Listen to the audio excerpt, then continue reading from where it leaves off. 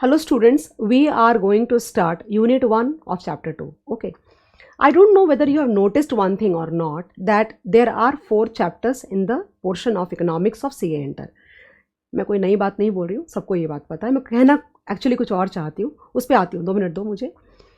और हर चैप्टर के अंदर में यूनिट्स दे रखे हैं. फॉर एग्जाम्पल तुमने चैप्टर नंबर 1 किया तो उसके अंदर में 2 यूनिट्स थे, यूनिट 1, यूनिट 2. सिमिलरली चैप्टर 2 के अंदर में 4 यूनिट्स हैं. ओके. मैं कहना ये चाहती हूँ तुमको कि अगर चैप्टर नंबर 1 में 2 यूनिट थे तो दोनों रिलेटेड थे, लेकिन क्योंकि हम उतना बड़ा पोर्शन एक साथ नहीं पढ़ सकते, हमें बाइफरकेट करना पड़ता, उसको 2 यूनिट्स में उन्होंने डिवाइड कर दिया. सिमिलरली यहाँ पे भी एक पर्टिकुलर कॉन्सेप्ट के ऊपर में डिस्कशन चल रही है. भाई वो कॉन्सेप्ट क्या है, उसके हमें पढ़ना क्या है, उसके अंदर में प्रॉब्लम एरियाज़ क्या है, उसके सॉल्यूशंस क्या हैं, इस तरह का कुछ एनालिटिकल डिस्कशन चल रहा है इकोनॉमिक्स के अंदर में. ओके. लेकिन that is so damn long and लेंदी कि अगर एक साथ दे दिया जाए तो कोई भी उसको हैंडल नहीं कर पाएगा. And that is why what they do, और rather everybody would do, is that they break into separate units. Actually एक ही कहानी चल रही है, सब जगह पे एक ही कहानी चल रही है, अलग अलग कहानियाँ नहीं चल रही है. ओके. तो अगर तुम उसको फ्रेगमेंटेड तरीके से पढ़ोगे, मैं एक्चुअली बोलना ये चाह रही थी तुमको, अगर तुम उसको फ्रेगमेंटेड या टूटे हुए तरीके से पढ़ोगे तो तुम रिलेट नहीं कर पाओगे कि एक्चुअली कहानी क्या चल रही है. फॉर एग्जाम्पल, अगर मैं तुमको पीसेस में कोई चीज़ बताती हूँ, ओके, तो तुम उसको अलग अलग समझते हो. रादर मैं तुमको एक कहानी अगर बता दूँ और मैं कभी भी किसी भी टाइम पे तुमसे ये पूछूं कि भाई इस स्टोरी के अंदर में, मतलब कोई भी तरह का अगर मैं तुमसे सवाल करती हूँ तो तुम आंसर कर पाओगे, क्योंकि तुमने उस पूरी स्टोरी को एक साथ एक पिक्चर के अंदर में देखा है.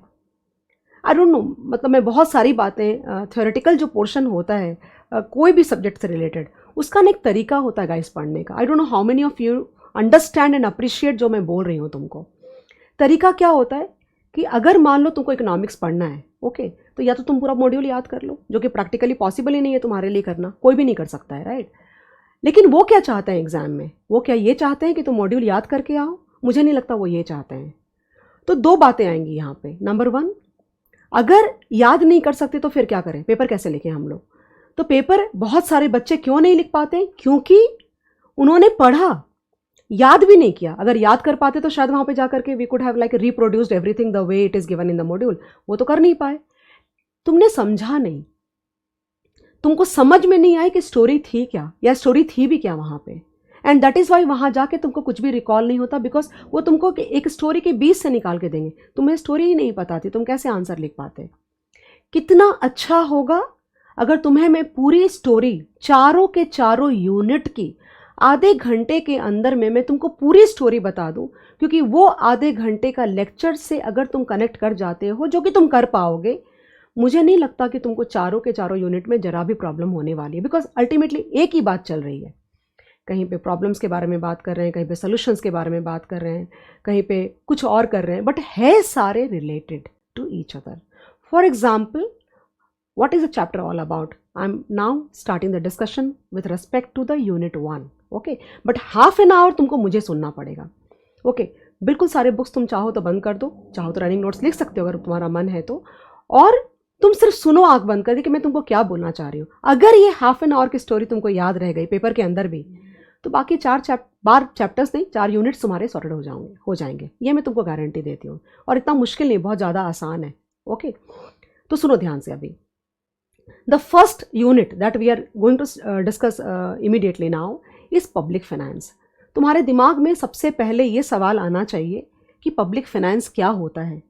ये जो लिखा हुआ है ना यहाँ पे, तुम्हारे सामने जो स्क्रीन दिख रही है, तुम उसको मत देखो, बिकॉज मैं जो बोल रही हूँ वो कुछ भी यहाँ पे रिलेटेड नहीं है. मेरे आधे घंटे के बोलने के बाद पूरा चैप्टर मैं तुमको वर्चुअली रिवाइज कराऊंगी, और तुम देखना कि तुम्हें लगेगा रे हर कुछ तुम्हें, आई नो एवरीथिंग, ऐसा तुम्हें फीलिंग आएगी. ओके, तो सुनो ध्यान से. The name of the unit is public finance. तुम्हारे दिमाग में ये बात आएगी कि मैम पब्लिक फाइनेंस होता क्या है. एक लाइन में अगर मैं तुमको समझाने की कोशिश करूं तो पब्लिक फाइनेंस का मतलब होता है गवर्नमेंट का रेवेन्यू एंड गवर्नमेंट का एक्सपेंडिचर. एक लाइन में इसका यही आंसर होता है. ओके, अब सवाल यहाँ पे ये आता है, and the real question is that कि why should at all government enter into why should government at all enter into some kind of corporate job and economic functions where they already have some traditional responsibilities? तुमको समझा मैंने क्या बोला? मैं ये बोल रही हूँ, या मुद्दा यहाँ पे ये है कि सरकार को ये काम के अंदर आना ही क्यों चाहिए? सरकार को कॉर्पोरेट जॉब में या इकोनॉमिक फंक्शंस को डील करना ही क्यों चाहिए? तो तुम बोलोगे मैम सरकार को क्या करना चाहिए? सरकार का काम अलग है। सरकार को तुमने क्यों सिलेक्ट किया है? सरकार को तुमने सिलेक्ट किया है भाई आप लॉ एंड ऑर्डर मेंटेन करो, यू नो, एंड ऐसे पब्लिक एडमिनिस्ट्रेशन वाले काम करो। इस चीज़ के लिए हमने सरकार को चूज़ किया है। तो जो availability of goods and services है मार्केट के अंदर, मुझे कुछ चाहिए, तुमको कुछ चाहिए, वो कहाँ से आएगा? उसके लिए तो मार्केट मैकेनिज्म है ना हमारे पास में। क्या होता है मार्केट मैकेनिज्म? मार्केट मैकेनिज्म का मतलब ये होता है कि सपोज करो कि मुझे एक्स क्वांटिटी ऑफ गुड्स चाहिए, सुनना ध्यान से, मुझे एक्स क्वांटिटी ऑफ गुड्स चाहिए वाई प्राइसेस पे। Okay, suppose x1 y1, can you relate that? मुझे x1 क्वांटिटी चाहिए y1 की प्राइस पे, पॉसिबल है।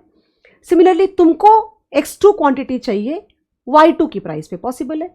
तो एग्रीगेट डिमांड मेरी और तुम्हारी जब मिल जाएगी ना डिमांड, ओके, तो वो कहलाएगी एग्रीगेट डिमांड। मान लो कि मैं बोलती हूँ कि भाई मुझे 10 एप्पल चाहिए 10 रुपये की प्राइस पे, तुम बोलोगे कि मुझे तो 5 एप्पल चाहिए 15 रुपये की प्राइस पे, मुझे चलेगा, ऐसा एग्रीगेट डिमांड। तो ये दोनों जो डिमांड है, दोनों क्वांटिटी को जब ऐड करा जाएगा, यानी कि हमारे जैसे कितने ही सारे लोग होंगे जो बोलेंगे भाई मुझे इतनी quantity of goods and service चाहिए और इतनी प्राइस पे चाहिए, तो क्या होगा? हम एक एग्रीगेशन करेंगे। जितने लोग हैं मार्केट में उस पर्टिकुलर चीज़ की जो डिमांड कर रहे हैं ना, हम उस एग्रीगेशन जब करोगे क्वांटिटी और प्राइसेस की, तो एग्रीगेट डिमांड कर्व मिल जाएगी। सिमिलरली अगर हम डिमांड कर रहे हैं तो सामने कोई सप्लाई करने वाला भी होगा, जो प्रोड्यूसर होगा, ओके, तो वो बोलेगा मैं इतनी क्वांटिटी इतने प्राइस पे प्रोड्यूस कर सकता हूँ, इतनी क्वांटिटी उतनी प्राइस पे प्रोड्यूस कर सकता हूँ। तो सारे प्रोड्यूसर्स को जब तुम एग्रीगेट करोगे तो तुम्हारे हाथ में क्या आएगा? तुम्हारे हाथ में आएगा एग्रीगेट सप्लाई कर्व। जब इस एग्रीगेट डिमांड कर्व को एग्रीगेट सप्लाई कर्व से इंटरसेक्ट करोगे तो एक पॉइंट पे इक्विलिब्रियम आएगी। उस इक्विलिब्रियम पॉइंट को तुम ई बोल सकते हो। मैं बहुत डिटेल में इसके अंदर नहीं जाना चाह रही बिकॉज हमको पढ़ना कुछ और है, ओके। तो मैं तुमको ये बोल, इसको मार्केट मैकेनिज्म बोलते हैं। मैं नहीं चाहती कोई भी वर्ड के साथ में तुम स्ट्रगल करो। जब मैं मार्केट मैकेनिज्म बोलूँ तो तुम्हारे दिमाग में एक पिक्चर आनी चाहिए कि मार्केट मैकेनिज्म क्या होता है, रटा नहीं मारना है उस चीज़ का, राइट? तो इस तरह से there would be a market mechanism where the aggregate demand curve would get intersected with the aggregate supply curve, and there would be a point of equilibrium at which we can say that the average price or the equilibrium price is this and the quantity is this। यानी कि इस price पे और इतनी quantity को supply करने का और बाय करने का सब लोगों ने अग्री कर लिया है। I hope you can relate with what I am saying. तो मार्केट मैकेनिज्म इसको बोलते हैं। अब मार्केट मैकेनिज्म नेचुरली ही डेवलप हो जाता है। There are so many people demanding so many goods, and on the basis of that demand the producers start producing and supplying goods and services, right? तो market mechanism है goods and services को supply करने के लिए। सरकार को उसमें आने की क्या जरूरत पड़ी हुई है? ये ज़्यादा इंपॉर्टेंट सवाल है। तो मेरा यहाँ पे एक और पॉइंट है कि क्या हमें मार्केट मैकेनिज्म पे सब कुछ छोड़ देना चाहिए? Should we leave everything on the market mechanism? Though market mechanism is the best place to decide what goods and services should be produced, how much quantity should be produced, and at what price it should be produced actually, okay, and or demanded or produced whatever, जैसे भी तुमको समझना है तुम समझो उस बात को, ओके। तो क्या हमें सारी चीज़ें मार्केट मैकेनिज्म पे छोड़ देना चाहिए? तुम्हारा सवाल आना चाहिए मैम क्यों नहीं छोड़ देना चाहिए? तो मैं क्या जवाब दूंगी कि अल्टीमेटली इस बात को तुम्हें नहीं भूलना है that, and you shouldn't forget that market mechanisms are based on profit.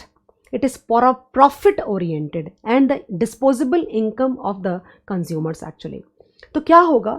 जितने लोगों के पास जितनी ज़्यादा इनकम होगी उनकी desperation for a particular goods and service जितनी ज़्यादा होगी, तो क्या होगा?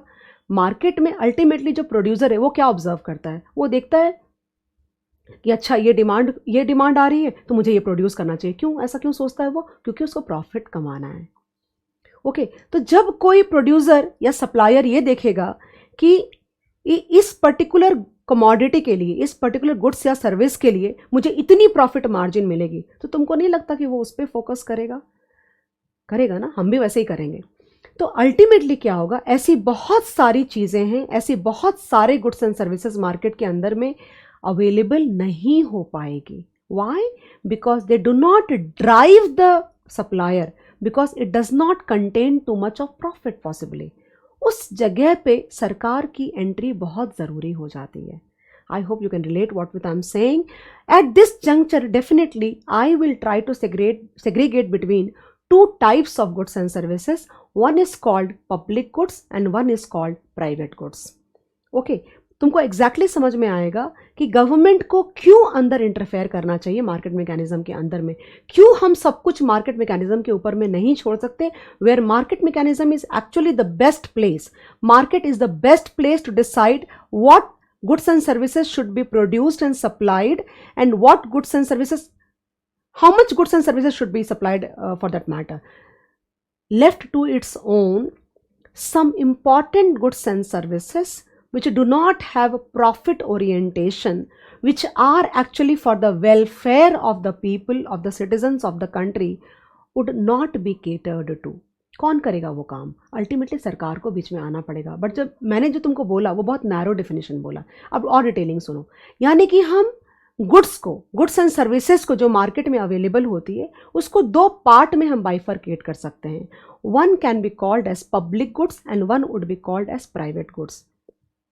तो जो स्टूडेंट्स होते हैं ना, जो इकोनॉमिक्स पढ़ते हैं, मतलब कौन से स्टूडेंट्स इकोनॉमिक्स पढ़ते हैं, तुम्हारे सी इंटर में इकोनॉमिक्स होता है, तुम्हारे IAS में इकोनॉमिक्स होता है, तो यूजुअली जब एक क्वेश्चन किया जाता है, when you ask one question that what do you mean by public goods, तो द इमीडिएट रिप्लाई, अगर मैं अभी तुमको ये बात ना बोलूँ तो तुम भी शायद यही करोगे, the immediate reply is that the goods and services which are supplied by government are public goods. नहीं, ये गलत डेफिनेशन है। पब्लिक गुड्स का ये डेफिनेशन गलत है। यू शुड रादर आस्क कि ma'am then exactly public goods और प्राइवेट गुड्स के बीच में क्या फ़र्क है। मैं बताऊंगी तुमको। दो फीचर होते हैं, ओके, दो फीचर मैं लिख के भी तुमको दिखाऊंगी, या लिख दूंगी, या तुम चाहो तो रनिंग नोट्स में लिख सकते हो। Okay, public goods and private goods को डिफ्रेंशिएट करने के लिए दो इंपॉर्टेंट फीचर होने चाहिए। Number one, non rival goods, and second, non feasibility of exclusion. इन दोनों को मैं तुमको एक्सप्लेन करूंगी। मैंने तुम्हारे इस चैप्टर के अंदर में, सॉरी इस यूनिट के अंदर में मैंने कहीं भी ये वर्ड्स नहीं देखा फिलहाल, लेकिन जब तुम ये समझ जाओगे ना तो बहुत सारी चीज़ें तुम्हें समझ में आने लग जाएगी, तुम्हें इतनी मेहनत नहीं करनी पड़ेगी। फिर ये दो पॉइंट्स बहुत इंपॉर्टेंट है जो डिफ्रेंशिएट करती है public goods and private goods के बीच में। Okay, now listen to me carefully. What is non rival good? For example guys, अगर मान लो फॉर एग्जाम्पल मैं किसी वेंडर के पास में जाती हूँ, ओके, या तुम समझो वेंडर हो और मैं कंज्यूमर हूँ, तो मैं तुम्हारे पास में जाती हूँ, तुम ना 10 एप्पल्स लेके बैठे हो बेचने के लिए, पॉसिबल। मैं जाती हूँ तुम्हारे पास में, मैं ए हूँ, ओके, तो मैं एक एप्पल खरीद लेती हूँ। अब अगर कोई बी आता है तो उसके लिए 10 एप्पल है कि 9 एप्पल्स रह गए? 9 एप्पल्स ही रह गए। तो ये क्या हो गया? ये राइवल गुड्स हो गए, यानी my consumption affects the availability of consumption for other people for that matter। तुम बोलोगे मैं मुझे नहीं समझा आप क्या बोल रहे हो, मैं फिर से एक्सप्लेन करती हूँ। अगर मान लो कि मैंने तुम्हें पैसे दिए, सुनना, अगर ये समझ गया तो बहुत मज़ा आएगा तुमको, सुन के बहुत अच्छा लगेगा। ओके, मैंने तुमको पैसे दिए एक एप्पल के, तुमने बोला मैं मुझे 100 रुपये आप एक एप्पल का दे दो, मैंने तुम्हें 100 रुपया दे दिए, वो एप्पल मेरा हो गया। ओके, और राइवल क्रिएट हो गई, यानी कोई दूसरा जो बी तुम्हारे पास में खरीदने के लिए आने वाला है उसके लिए अवेलेबिलिटी अब 10 की नहीं है, उसके लिए अवेलेबिलिटी अब 9 की हो गई। अगर इसी तरह से करते करते ABCDEF लास्ट में जो बंदा आता है 10th नंबर पे, उसके लिए सिर्फ एक एप्पल बचा हुआ है, यानी 11वें के लिए कुछ भी नहीं बचा हुआ है। तुमको समझ में आई बात?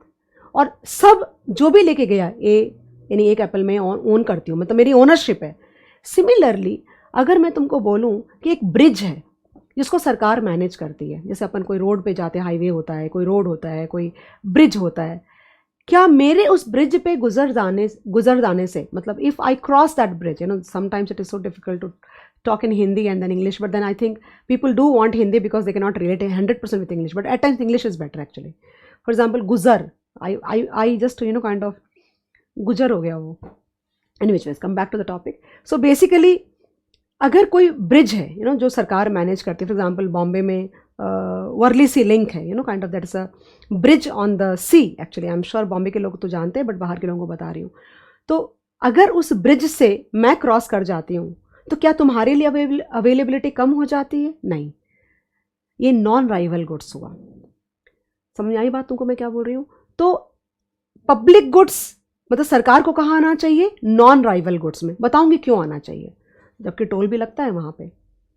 Secondary, non feasibility of exclusion.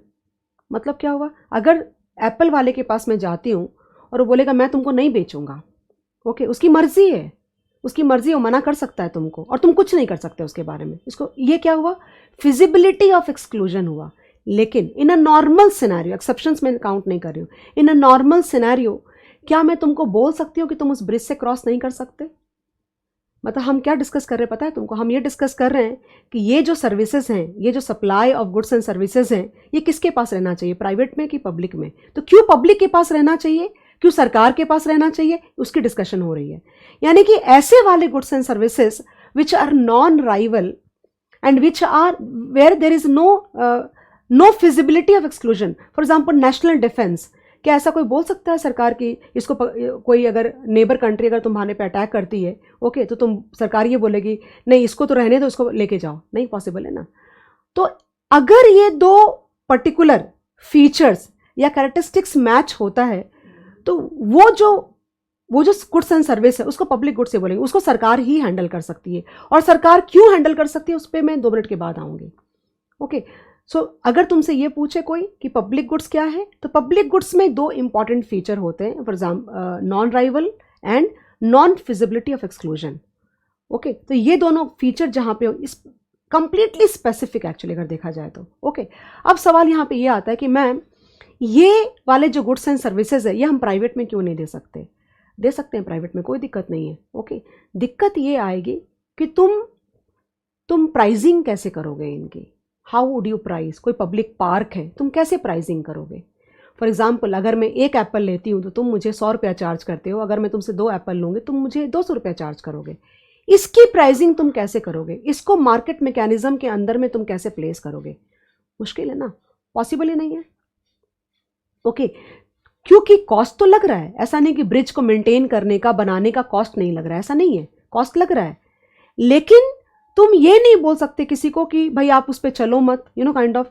तो फॉर एग्जाम्पल पब्लिक पार्क से ज़्यादा बेटर एग्जाम्पल होगा, तो तुम बोलोगे वॉलंटरी सबको भाई आप पैसा दे दो, कोई वॉलंटरी देगा? नहीं देगा कोई पैसा, इसमें कोई भी नहीं देगा। तो फ्री राइडर प्रॉब्लम आएगा।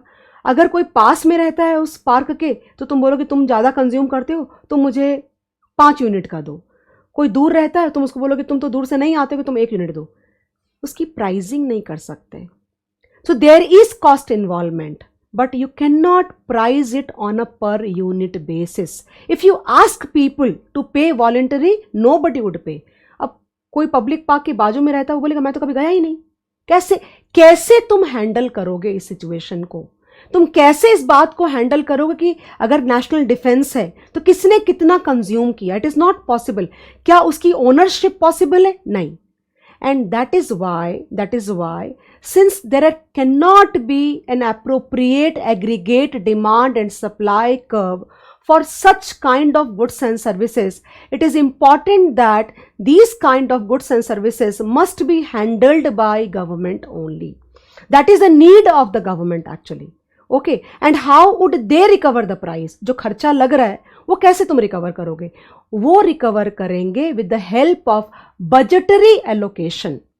What is budgetary allocation? Taxes. तो हमें नहीं पता आप कितना कंज्यूम करते हो, लेकिन आपको टैक्स चार्ज किया जाता है। तुम ये मत सोचना कि जो लोग टैक्स नहीं देते हैं, तुम ये कभी मत सोचना। इंडिया में एक बहुत बड़ी प्रॉब्लम है, बोलते 2 या 3% लोग पूरे इंडिया में इनकम टैक्स पे करते हैं, या 4% पे करते होंगे after demonetisation and all the government का जितना भी वो सारा है उसके बाद मे बी। बट देन टैक्स हम सब पे करते हैं। कोई डायरेक्ट टैक्स और इनडायरेक्ट टैक्स दोनों पे करता है और कोई सिर्फ इनडायरेक्ट टैक्स पे करता है। जितनी भी चीज़ें इंक्लूडिंग अ बेगर, कुछ तो खाता होगा ना वो, अगर जिंदा है तो कुछ तो खाता होगा। जितने भी लोग इस दुनिया में, मतलब बेसिकली कंट्री के अंदर, तो ऑफ कोर्स उस पर इनडायरेक्ट टैक्स की लोडिंग रहेगी। अगर उसकी प्रोडक्शन कॉस्ट इतनी है तो सरकार उस पर वैल्यू एडेड टैक्स लगाती है। तो अल्टीमेटली अगर वो चीज़ तुम खरीदते हो तो अल्टीमेटली तुमने टैक्स पे किया, बिकॉज वो जो अमाउंट था 100 रुपये की चीज़ से 110 रुपये में बेची गई सपोज करो, तो वो 10 रुपये सरकार को जाएगा। तो टैक्स हम सब पे करते हैं। तो ultimately the government would recover the cost involved in these kind of goods and services not on per unit basis, because it is not possible to like price that and recover the price per unit basis. They are recovered on the basis of budgetary allocations and they are called government revenues and government expenditure.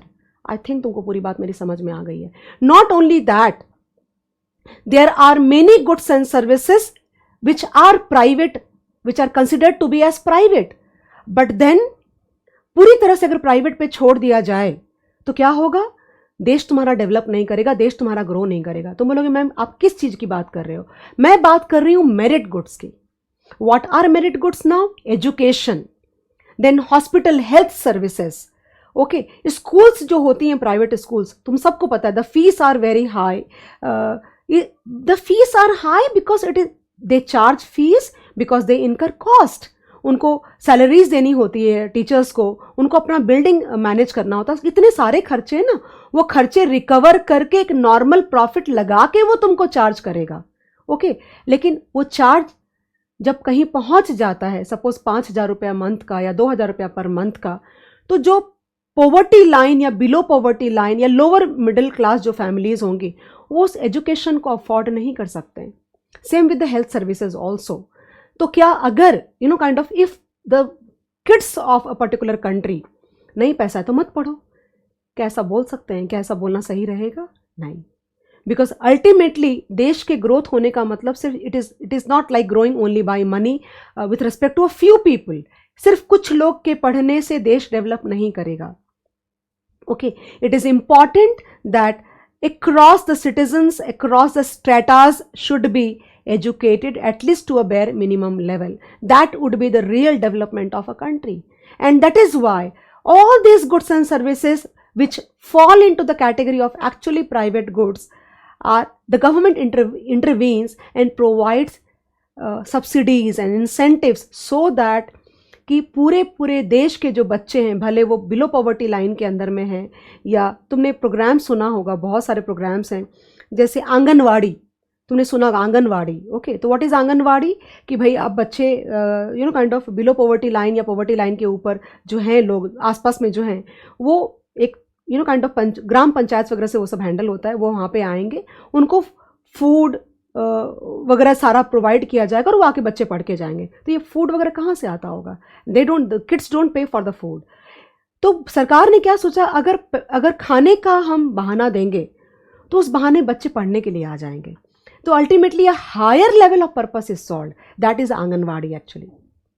Okay, तो गांव छोटे छोटे गांव में anganwadis have been started for that matter. This is what I am talking. So though this goods and services like education, health and services and many more things, guys मेरे जुबान पे नहीं आ रही सारी बातें। ओके, इसमें सरकार का इंटरवीन करना जरूरी है। We call these goods as merit goods. You will come across these terms quite a lot in the next chapter actually. यहाँ पे जितना भी होगा मैं बोलती चली जाऊँगी। ओके, तो इस वजह से भी सरकार को आना जरूरी है। एक और भी बात है जो मेरे दिमाग में आई बिफोर आई फॉरगेट, कि अगर मार्केट मैकेनिज्म को पूरी तरह से अगर छोड़ दिया जाए अपने आप से ऑपरेट करने के लिए, तो भी तो वो ऑपरेट नहीं कर पाएगा। You would need a court of justice, a legal system, a policing order to enforce the contract, the property rights and everything. And for that also, for that support, you would definitely want government to intervene actually.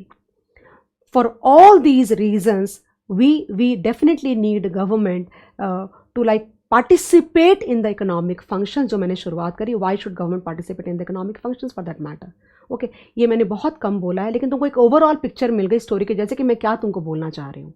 Okay, for these all reasons, for the welfare of the country, for equitable and justifiable distribution of income through various means, it is only government who can handle this in a proper manner. It is not possible for the private firms and organizations to take care of these things. It is just not possible. Okay, and that is why we feel that government should definitely intervene and become not a substitute but a complement in running the economic functions of a particular country. Okay एक बात और तुमको मैं यहाँ पे बोलना चाह रही थी दैट अब एक और डिस्कशन एक हायर लेवल पे फिलोसफिकल लेवल पे रादर जाता है कि सरकार को कितना इंटरवीन करना चाहिए, what should be the intensity of intervention. That would depend on the socio political and economic setup of a particular country, कि कितना philosophy rather of a country कि सरकार को कितना इंटरवीन करना चाहिए. Depending on the philosophy followed by a particular country there can be of 3 types, the capitalist, minimal intervention, then the socialist like China and Russia possibly, okay, the communism or and the socialist जहाँ पे सरकार का intervention बहुत ज़्यादा है, okay, and the third is a mixed economy. I think mixed economy is the best between the two extremes actually. India is actually a mixed economy.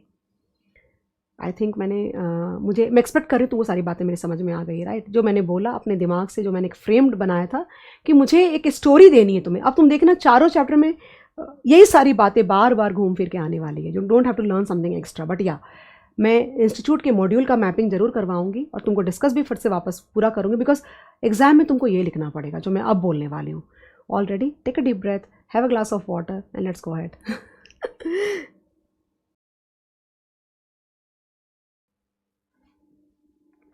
Okay चलो शुरू करते हैं. ये जो नोट्स हैं तुमको ये याद करना है एग्जाम पॉइंट ऑफ व्यू से, ये तुम इग्नोर नहीं कर सकते बिकॉज लिखना तुमको ये है. मैंने बहुत कट शॉर्ट किया है और जितने भी कीवर्ड्स उस पर अंडरलाइन भी करी है, यानी बोल्ड भी किया है तुम्हारे लिए. तुमको तो गाइस थोड़ा बहुत तो याद करना पड़ेगा ना, बिकॉज और पूरा पूरा सेंटेंस याद मत करो, just try to see that कि वो पर्टिकुलर जो वर्ड्स है वो तुम्हें याद हो जाए. चलो शुरू करते हैं. Okay now I don't like somehow, reading the I don't like somehow. मुझे लगता है मुझे सब बच्चों को सामने से बोलना चाहिए. Any which ways, but ये तुम्हें मैप कराना ज़रूरी है मेरे लिए. Okay, so क्या लिखा है? Most of the goods and services we use are provided by private means, but certain goods and services are provided exclusively by government. In this chapter, we need to examine the economic functions of the government to understand the government should invariably perform them. यानी क्यों government को compulsorily ये काम करना ही चाहिए और privates पे या मार्केट मैकेनिज्म पे नहीं छोड़ना चाहिए. देखो यहाँ पे क्या लिखा हुआ है. Why do we need government participation in the economic activities. So मैंने 2 लोगों का नाम यहाँ पे लिखा है. यहाँ पे तुम्हें बार बार ना 2 लोगों के they are very like popular and I just forgot to tell you something that एक बंदा Adam Smith is like very very like popular economist. एक बंदा जो पब्लिक फाइनेंस की फाउंडेशन रखी उसने, he was a pioneer in the field of public finance. Okay उसने बहुत लिटरेचर प्रोवाइड किया है उसके ऊपर में. उसका नाम है रिचर्ड मस्ग्रेव. उसका नाम आएगा तो मैं तुमको बताऊंगी. Okay so mainly the whole of this chapter, I mean to say chapter 2, 1, 2, 3, 4, ये पूरे की पूरी ये पूरा का पूरा जो पोर्शन है वो रिचर्ड मस्ग्रेव के पॉइंट ऑफ व्यू से चलेगा. ओके और तुम देखना मैं बताऊंगी कि वो कौन से पार्ट है करके. Just wait and watch. So as per Smith, resource allocation role of the government, when he underlined the role of government in national defense. दो ये बात का ध्यान रखना कि एडम स्मिथ ये चाहता था कि गवर्नमेंट को इंटरवीन नहीं करना चाहिए, इकोनॉमिक सिस्टम के अंदर में गवर्नमेंट को इंटरवीन नहीं करना चाहिए. ये बात एडम स्मिथ ने बोली थी क्योंकि as per Smith the intervention of government would lead to the distortion of the market mechanism. यानी कि सरकार के इंटरवीन करने की वजह से जो एक इनविजिबल हैंड, तुम ये वर्ड बहुत ज़्यादा सुनोगे, इनविजिबल हैंड, इसका मतलब होता है मार्केट अपने आप में इंटेलिजेंट एनफ होता है to work independently on its own. Okay अपने आप से अगर उसको छोड़ दिया जाए करने के लिए तो अपने आप से वो अपना बैलेंस ढूंढ लेता है. ओके ये इसको इनविजिबल हैंड बोलते हैं. तो स्मिथ ने बोला कि because of invisible hand the market mechanisms are intelligent enough to take care of themselves. Okay, and that is why the government should not intervene into the economic functions of the economy because it will eventually lead to the distortion of the whole system. But Adam Smith ने specially after 1929 के depression के बाद, क्योंकि अपने आप से नहीं ठीक हो पाई चीज़ें काइंड ऑफ, एंड लोगों को बहुत ज़्यादा परेशानी हुई and lot of people actually as we discussed in like chapter 1 also, unemployment बहुत ज़्यादा बढ़ा, गरीबी बहुत बढ़ी. Okay rich became richer and poor became poorer. तो ऐसी सारी जब प्रॉब्लम्स आई और अपने आप से जब इकोनॉमी ये चीज़ को ठीक नहीं कर पाई with the help of that invisible so called invisible hand, तब एडम स्मिथ ने भी बोला कि शायद कुछ फंक्शंस ऐसे हैं जिसको सरकार को जरूर करना चाहिए. देखो यहाँ लिखा हुआ है, like national defense, maintenance of justice and the rule of law, establishment and maintenance of highly beneficial public institutions like railways है, पोस्ट ऑफिस है, हाईवेज है, रोड्स हैं, पब्लिक ब्रिजेज हैं. सिर्फ प्रॉफिट के बारे में सोच के ये फंक्शंस किसी इकोनॉमी के अंदर ऑपरेट नहीं होने चाहिए, because it will not lead to, it might lead to economic growth, it won't lead to economic development. मैंने ये बात करी थी तुमसे पहले भी. okay, which the market may fail to produce on account of lack of sufficient profits. We already discussed that, right? And after the Great Depression of 1929, I'm sure you remember that Keynes was a big propagator of government intervention. उसने बोला, उसने अपने classical economist को सबको, Adam Smith is a part of classical economist only. Okay, तो उसने बोला कि अगर अपने आप से हो सकता है तो क्यों नहीं हो रहा है, ठीक है.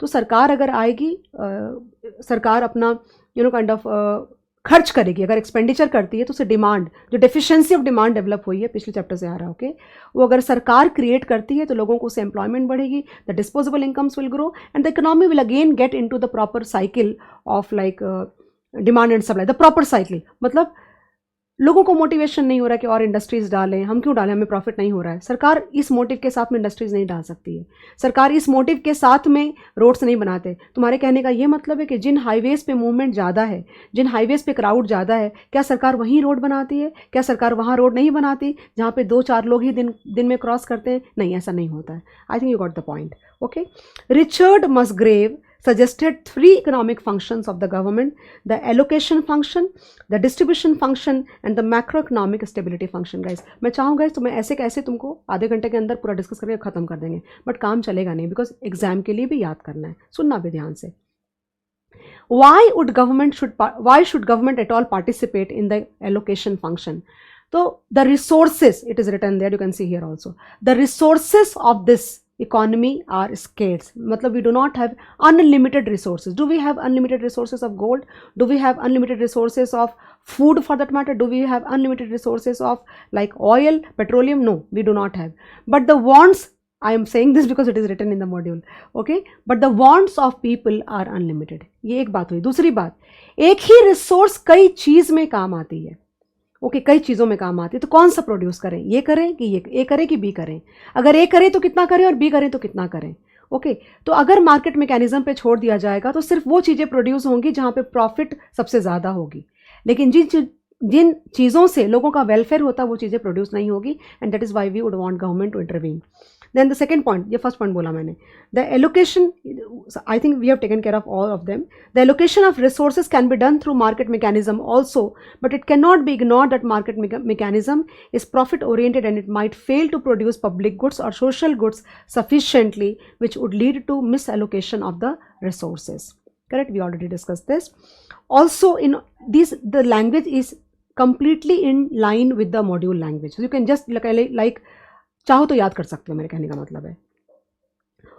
Also in order to achieve efficient allocation of resources, एक और बात जो मैंने उस समय नहीं बोली बिकॉज मैं यहाँ बोलना चाहती थी कि एक्चुअली अगर देखा जाए ना तो मार्केट को अगर पूरी तरह से, अगर तुम ये चाहते हो कि मार्केट क्यों नहीं अपने आप से रिसोर्सेज को एलोकेट कर सकता है, because market is intelligent and it is like it doesn't care about an individual consumer और like for that matter, it takes care of all the people, of all the participants, of all the consumers, of all the producers for that matter.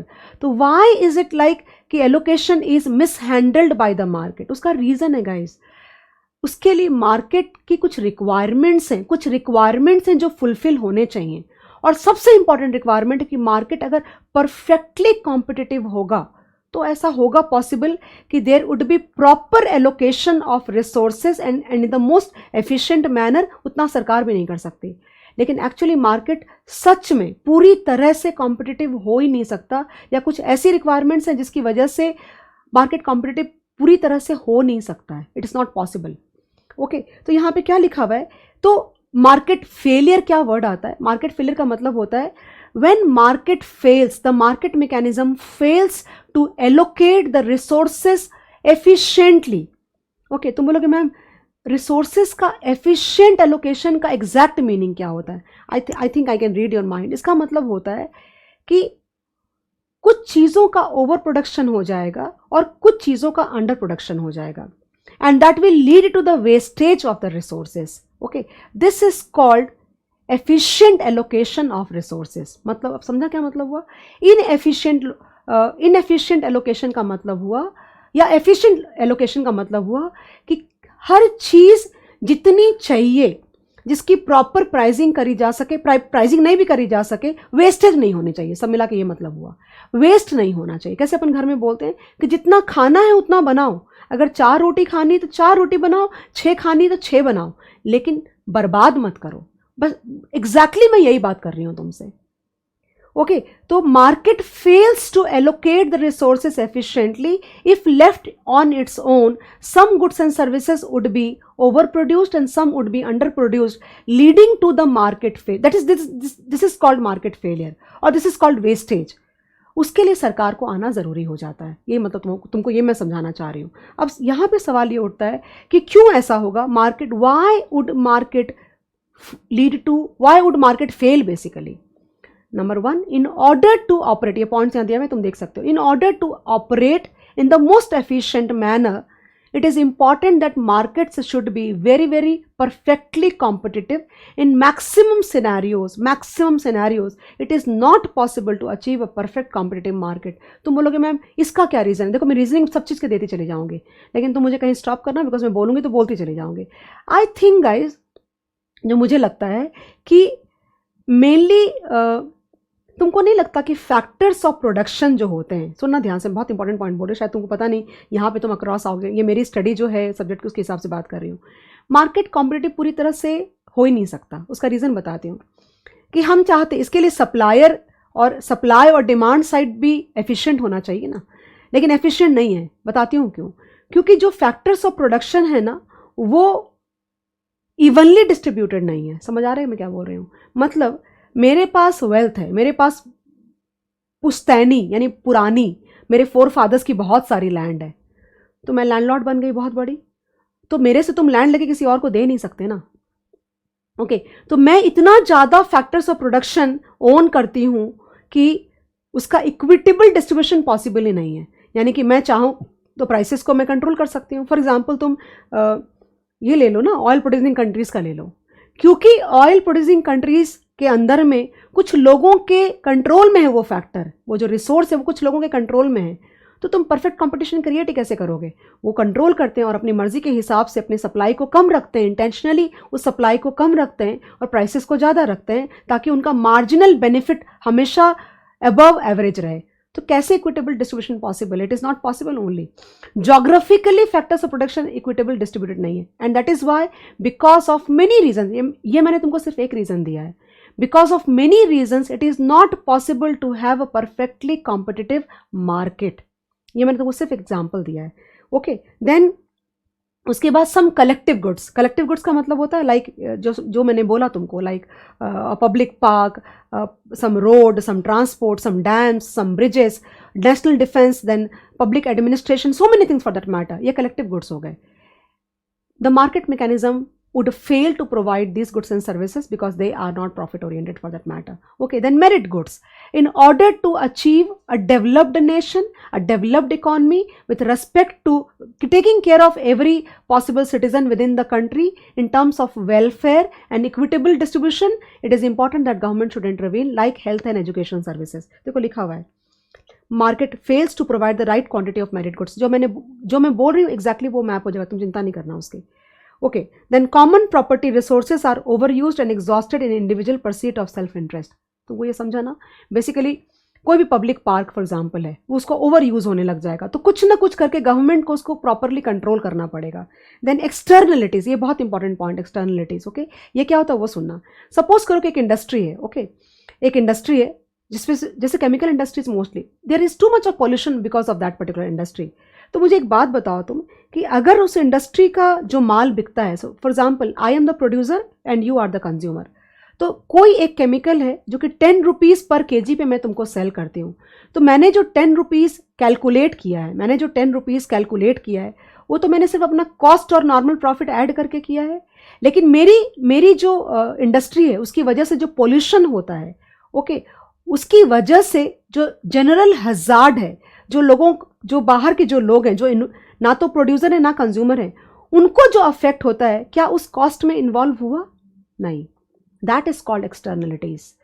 Because the price per unit of this particular good which I am selling to you does not take care of the social cost because of the like negative effect of the जो तुम्हारा fumes जो निकलते हैं, या मैं अगर अपने जो इंडस्ट्री का जो क्या बोलते हैं उसको, पानी जो होता है, गंदा पानी जो होता है, द डर्टी वाटर, अगर मैं काइंड ऑफ रिवर्स में अगर मैं छोड़ती हूँ तो क्या होता है, लोग उसको पानी को पीते हैं, देन कंज्यूम करते हैं, फिशेस उसमें से तुम्हारी जो है वो अफेक्ट हो जाती हैं. तो इन सारी, ये भी तो कॉस्ट हुआ ना, ये भी कॉस्ट हुआ. सबसे अच्छा एग्जाम्पल तुमको बताती हूँ, भोपाल ट्रेजिडी. पता नहीं तुमको भोपाल ट्रेजिडी के बारे में? वहाँ पे गैस लीकेज हुई थी और हज़ारों लोग मर गए उसकी वजह से. ओके, एंड जो जिंदा रह गए उस गैस की इनहेलेशन की वजह से, so many people became handicap. The whole city was affected because of that. I hope you appreciate that. That is the social cost actually. तो वो इंडस्ट्री, वो जो भोपाल गैस प्लांट है, वो जो गैस सेल कर रहा था, क्या उस गैस की प्राइसेस में उस चीज को इंक्लूड कर रहा था? नहीं. और वो नहीं करेंगे बिकॉज उनसे उनकी प्रॉफिट्स कम हो जाती है. इस चीज को करने के लिए फोर्स कौन कर सकता है? गवर्नमेंट कर सकती है. ओके, चलो आगे बढ़ते हैं. Then we have factor immobility. I already discuss that. Okay, which causes unemployment and inefficiency because now all the countries in this world do not have oil wells, they do not have source of natural gas, and because of that some people can always control that resource, leading to market inefficiency. Okay, imperfect information.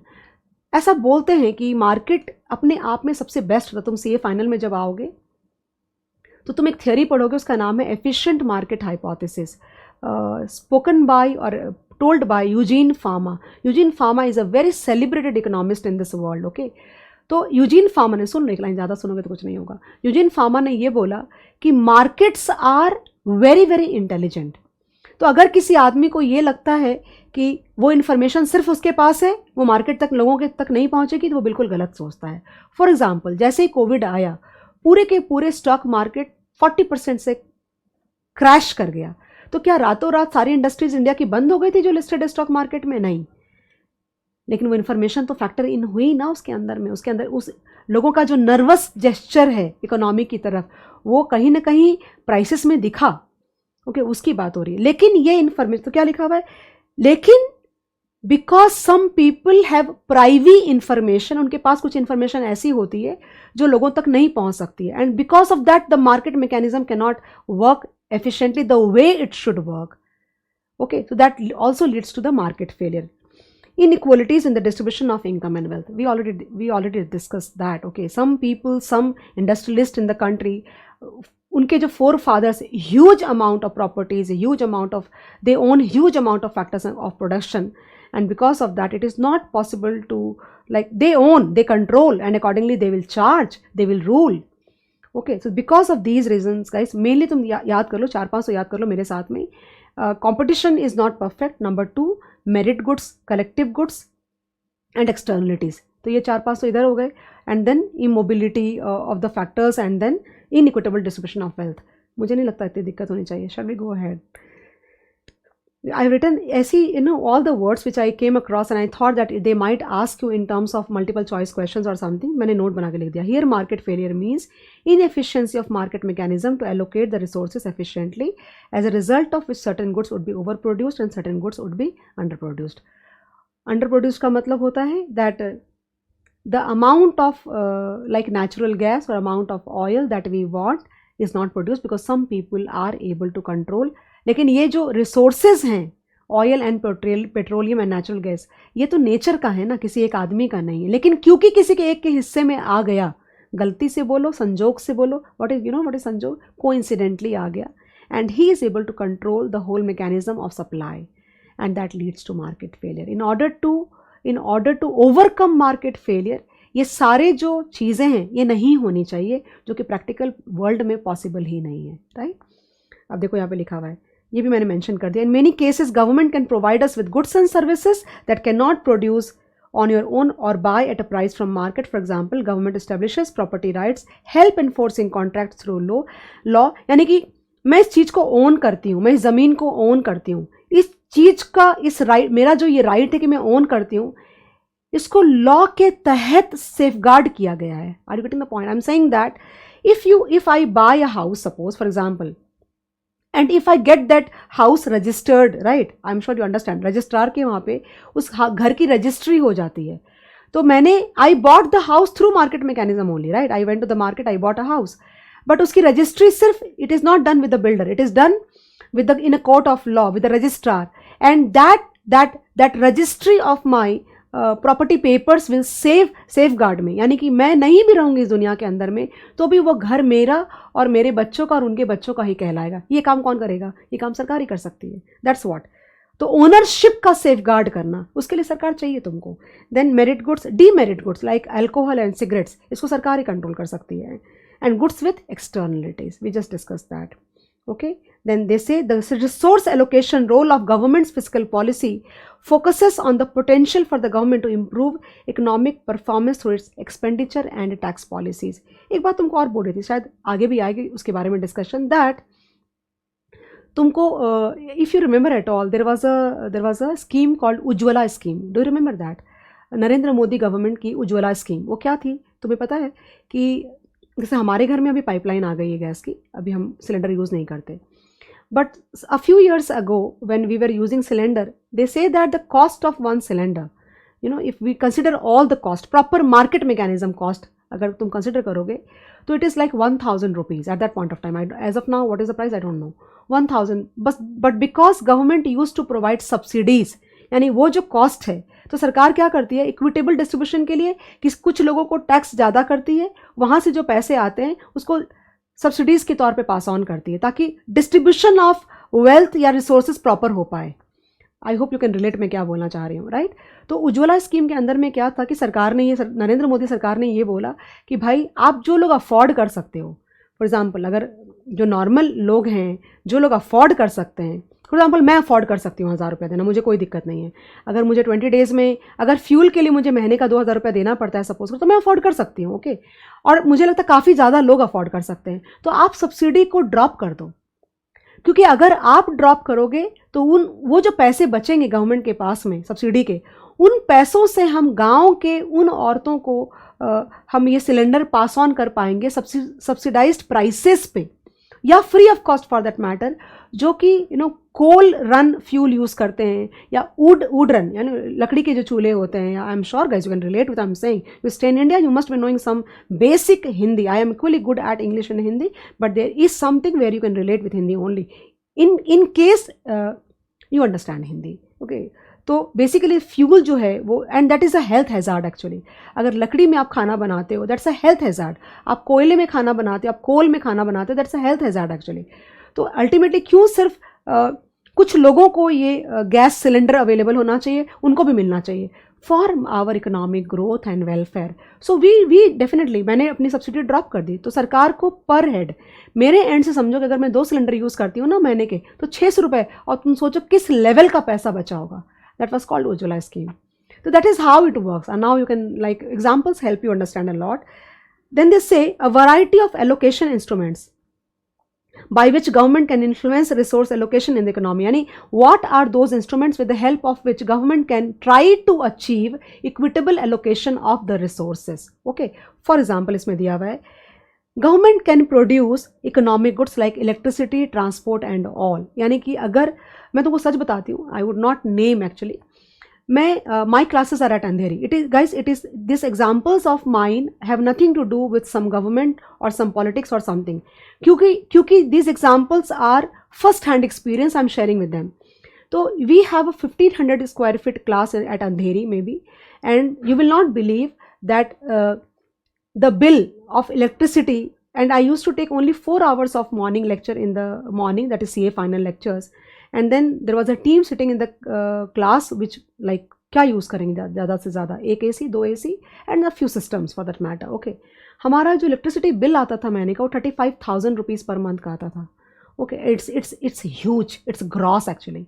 Okay, so पूरा private पे अगर छोड़ दिया जाए, तुमको लगता है कि अगर कोई जो मान लो कि अगर मैं 5 लाख रुपए महीने का कमाती हूँ या 4 लाख रुपए महीने का अगर सपोज करो कमाती हूँ, तो मैं शायद बिल पे कर सकती हूँ, लेकिन एक आम आदमी जो होगा, जो नॉर्मल इंसान होगा, वो कितना बिल पे कर पाएगा? And that is why they are writing, that is why they are writing that कुछ चीज़ें जो कलेक्टिव गुड के लिए हैं, जो प्राइवेट पे नहीं छोड़नी चाहिए, वो सरकार को रन करना चाहिए। ओके, तो that is what they are talking actually. And transport services, do you know there is a train in Japan जो कि कई सालों से सिर्फ एक बच्ची के लिए उस स्टेशन पे जाती है। उस ट्रेन में सिर्फ एक बच्ची ट्रैवल करती है, क्योंकि वो बच्ची स्कूल जाती है। अगर उस ट्रेन को बंद कर दिया जाए तो वो बच्ची स्कूल नहीं जा पाएगी। अब तुम मुझे बताओ कि ये क्या कोई प्राइवेट कंपनी करेगी ऐसा काम? लेकिन जापान की गवर्नमेंट क्या सोचती है कि अगर हम ये ट्रेन बंद कर देते हैं, उनके लिए बहुत बड़ा कॉस्ट होता होगा, राइट? अगर हम ये ट्रेन बंद कर देते हैं तो उस एक बच्ची की जो एजुकेशन है वो हैम्पर हो जाएगी, बिकॉज वो बच्ची स्कूल नहीं जा पाएगी, and because of that the development of the country will be hampered. Okay, now then they are saying government may influence private allocation through incentives and disincentives. Tax concessions and subsidies may be given for the production of goods, promote social welfare, and high taxes may be imposed on goods such as cigarettes and alcohol. जो public welfare का, जो public at large के consumption के goods है, उस पर वो लोग टैक्स बेनिफिट्स प्रोवाइड करेंगे, सब्सिडीज प्रोवाइड करेंगे। और जो गुड्स हैं, स्पेशली तुमने नोटिस किया लग्जरी आइटम्स पे सरकार प्रोग्रेसिव टैक्सेशन लगाती है, because those goods like expensive watches, expensive dresses, expensive hotels, उस पर प्रोग्रेसिव टैक्सेशन, उस पर टैक्स बहुत ज़्यादा है। Expensive cars for that matter, तुमको पता है इंडिया में custom duty on importing a car is very high. Why? Because that is because वो, यानी कि अगर आप किसी कंट्री से 1 करोड़ की कार आप इंपोर्ट कर सकते हो, मान लो मैं 1 करोड़ की कार इंपोर्ट करती हूँ, यानी कि मेरा एट लार्ज वेल्थ बहुत ज़्यादा है। ओके, तो सरकार उस पर ड्यूटी लगाती है, मुझसे जो पैसे लेगी टैक्स की, और उस टैक्स की वजह से शायद कार की कॉस्ट हो जाएगी 1 करोड़ 40 लाख रुपए, 1 करोड़ 50 लाख रुपए, और मे भी डबल, हूँ नोस। उस पैसों से सरकार जो दूसरे जो लोग हैं जो खाना पीना भी अफोर्ड नहीं कर सकते, उनको वो, this is called distribution of wealth actually. Okay, और जो रिसोर्सेज हैं उसका प्रॉपर एलोकेशन हो पाएगा। Okay, then they are saying government may influence allocation through its competition. You should know that there are anti monopolistic policies existing in India also, यानी कि अगर आप मोनोपोलाइज करोगे किसी ऐसी चीज़ को जो सब पब्लिक वेलफेयर के लिए है, अगर आप होर्डिंग करोगे, तो इसके लिए इंडिया में लॉ बना हुआ है और सारी कंट्रीज में लॉ बना हुआ रहता है। This is again government job only, and they are trying to basically, तुमको ये पता है कि सरकार, आई मीन सबको पता हुआ, ये राशन कार्ड होता है सबके पास में, राइट? तो 5 रुपया पर केजी राइस, 5 रुपया पर केजी दाल, तुमको लगता है उसका उतना कॉस्ट है? हम कितने में खरीदते हैं मार्केट में? हम खरीदते हैं 50 रुपया पर केजी पे, हम राइस पल्सेस खरीदते हैं, 50 रुपये पर केजी पे हम राइस खरीदते हैं। तो सरकार क्या करती है? टैक्सेस जमा करती है, और उससे पब्लिक एट लार्ज को, जो पॉवर्टी या बिलो पॉवर्टी लाइन, ये अलग बात है कि बहुत सारे फ्री राइडर्स भी होते हैं, वो लोग खरीद सकते हैं, बट फिर भी ration card below poverty line का बना करके और ये चीज़ें लेते हैं। That is again inefficiency. सरकार जो करना चाहती है वो पूरी तरह से अचीव नहीं होता। तो don't go for free riders, if you can afford please bear it. In general बात कर रही हूँ। Then they say governments regulatory activities such as licensing controls minimum wages, यानी कि अगर मान लो मैं कोई बिजनेस खोलना चाहती हूँ जो कि सरकार को लगता है कि इसमें अगर इसने कंट्रोल कर लिया तो दिक्कत, तो लाइसेंस होता है। अगर आप लाइसेंस कैंसिल कर दोगे, फॉर एग्जांपल लिकर्स के लिए लाइसेंस है, कोई भी आदमी लिकर की शॉप खोल के नहीं बैठ सकता, आपको लाइसेंस है और आपको ड्यूटीज़ देनी पड़ती है बहुत हाई। उससे क्या होता है? सरकार थोड़ा कंट्रोल कर पाती है चीज़ों को, बहुत मेरिट एंड डीमेरिट वाले गुड्स को। Government sets legal and administrative frameworks that we already discussed. Any mixture of intermediate methods may be adopted by the governments. I don't think guys इतना मुश्किल है, सिर्फ याद रखना है तुमको। I'm sure समझाने के बाद तुम याद रख लोगे, राइट? एक पॉइंट जो बहुत इंपॉर्टेंट आ रहा है एलोकेशन में, तुम पढ़ लेना, ये मैं तुमको बता करके छोड़ रही हूँ। Government failure, when government fails in the efficient allocation of the resources, then it will be called government failure. Why would government failure happen? Government failure can happen because of over politicization of things, red tapeism, less work efficiency, bad working culture of the government departments. I think मुझे ज़्यादा बोलने की जरूरत नहीं है,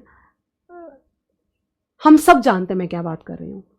That would lead to government failure. यानी कि सब कहने का एक ही मुद्दा है या एक ही पॉइंट है, कोई भी मैकेनिज्म हो, चाहे वो मार्केट हो चाहे वो गवर्नमेंट हो, if you want them to operate in a very very efficient basis, okay, it is important it is important that there should be some level of moral ethical responsibility on the part of people, whether it is about people who are participating in the market or whether it is about people who are a part of the government team.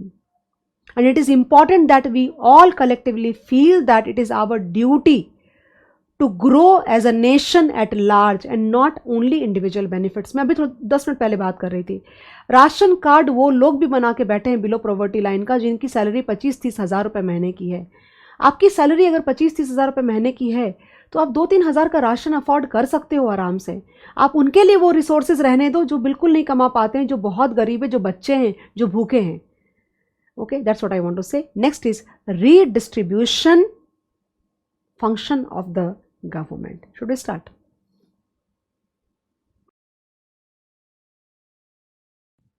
Okay, start then.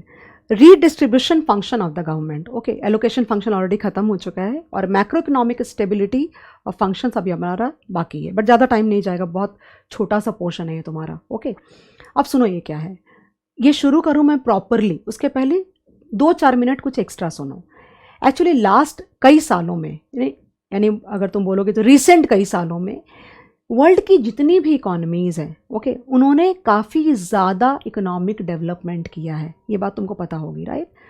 तो ये एक बात common sense की है, अगर economies ने economical development किया है और इकोनॉमिक ग्रोथ अचीव करी है तो सबकी इनकम भी बढ़ी होगी, टोटल इनकम तो बढ़ी ही होगी। ओके, और इस चीज़ को अगर हम पूरी तरह से मार्केट पे छोड़ दें तो तुमको नहीं लगता कि ये काफ़ी ज़्यादा स्क्यूड हो जाएगा?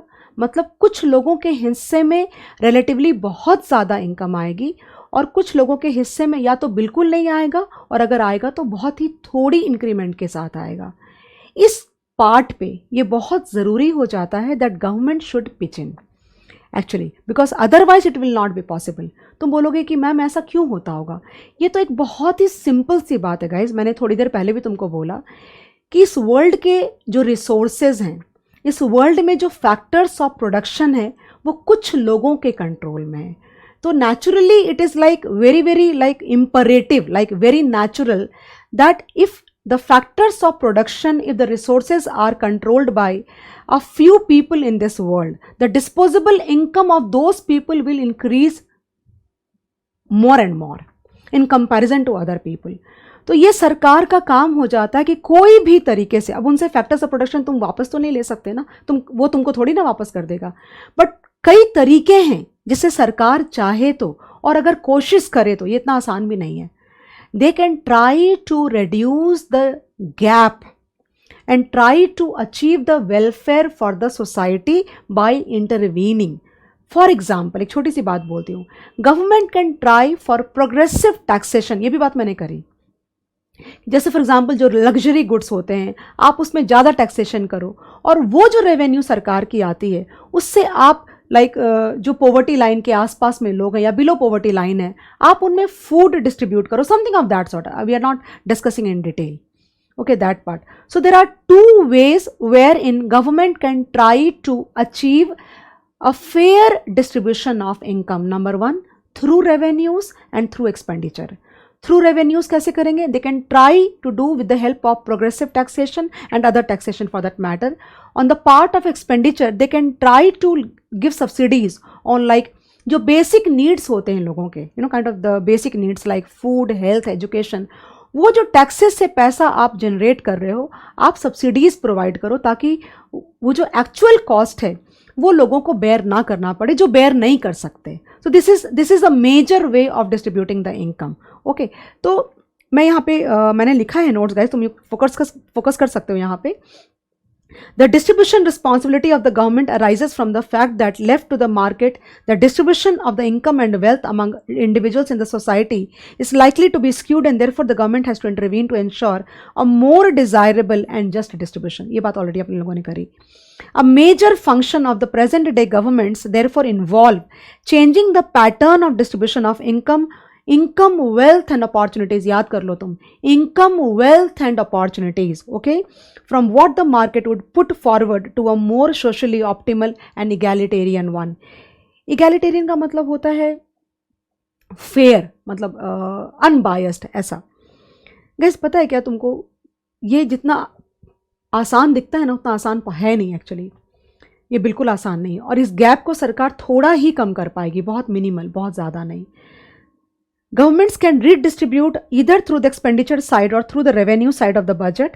On the expenditure side, governments may provide free or subsidized education, healthcare, housing, food and basic goods, etc. to the deserving people. तुमको पता है एक बात कि अभी जो हमारी जो गवर्नमेंट है वो सब्सिडी प्रोवाइड करती है, जो लोग घर अफोर्ड नहीं कर सकते। सरकार ये चाहती है कि जितने भी लोग हैं, all the people, all the citizens of India, I am talking, okay, must have houses, actually घर उनके पास होना चाहिए।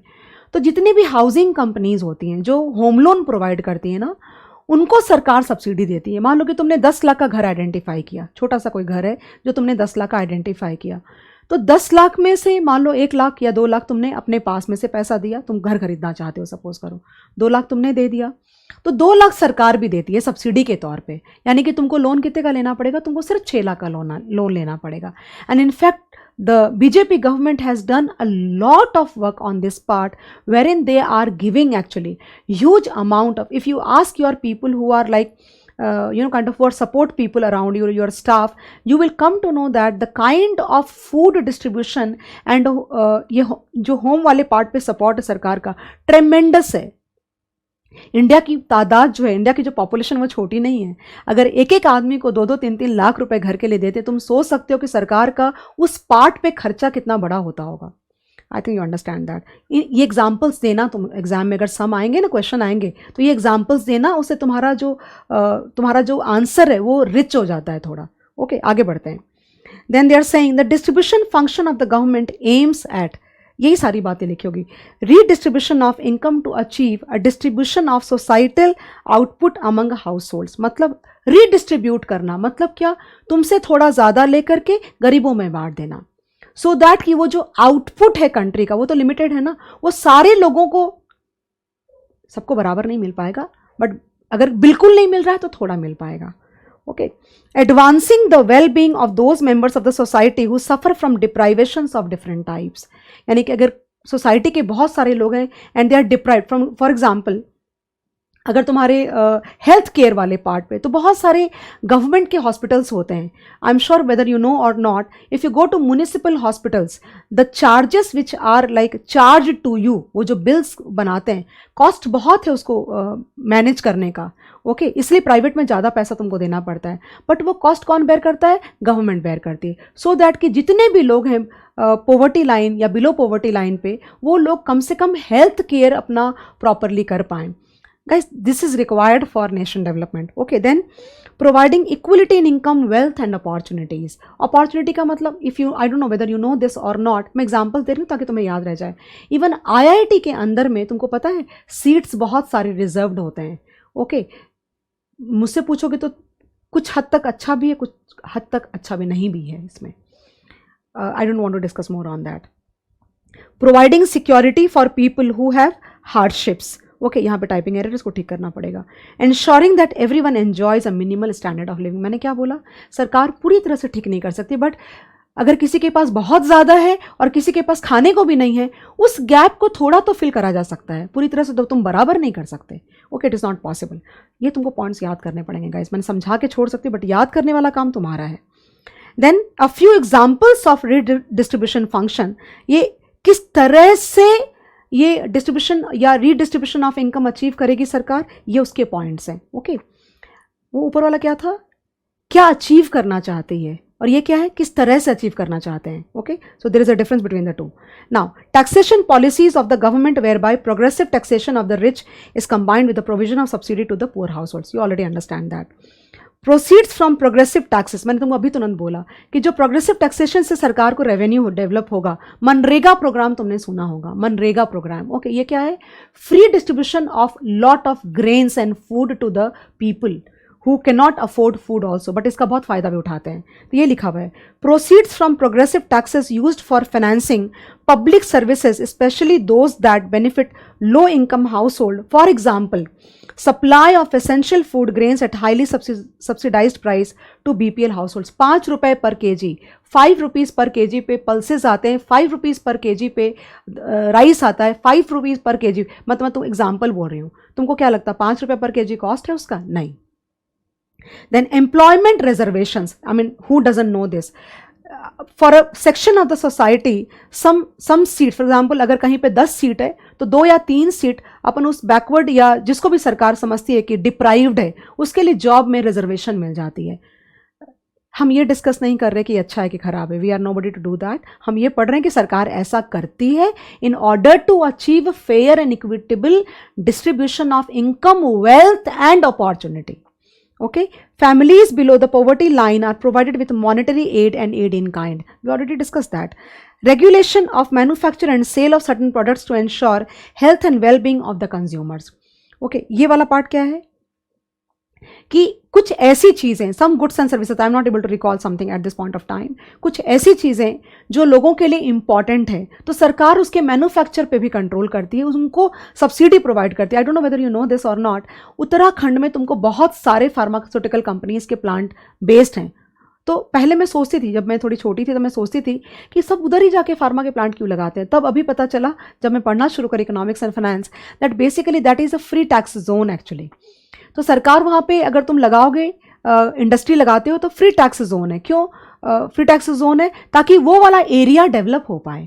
अगर फ्री टैक्स जोन होगा तो क्या होगा, वहाँ पे मार्जिन्स बढ़ जाएंगी ना मैन्युफैक्चरर की, तो सब लोग उधर जा करके लगाते हैं. तो what will happen, that particular area, एक इंडस्ट्री के आने से पूरा एक गांव बसता है, पूरा एक टाउन बसता है, पूरा एक शहर बसता है.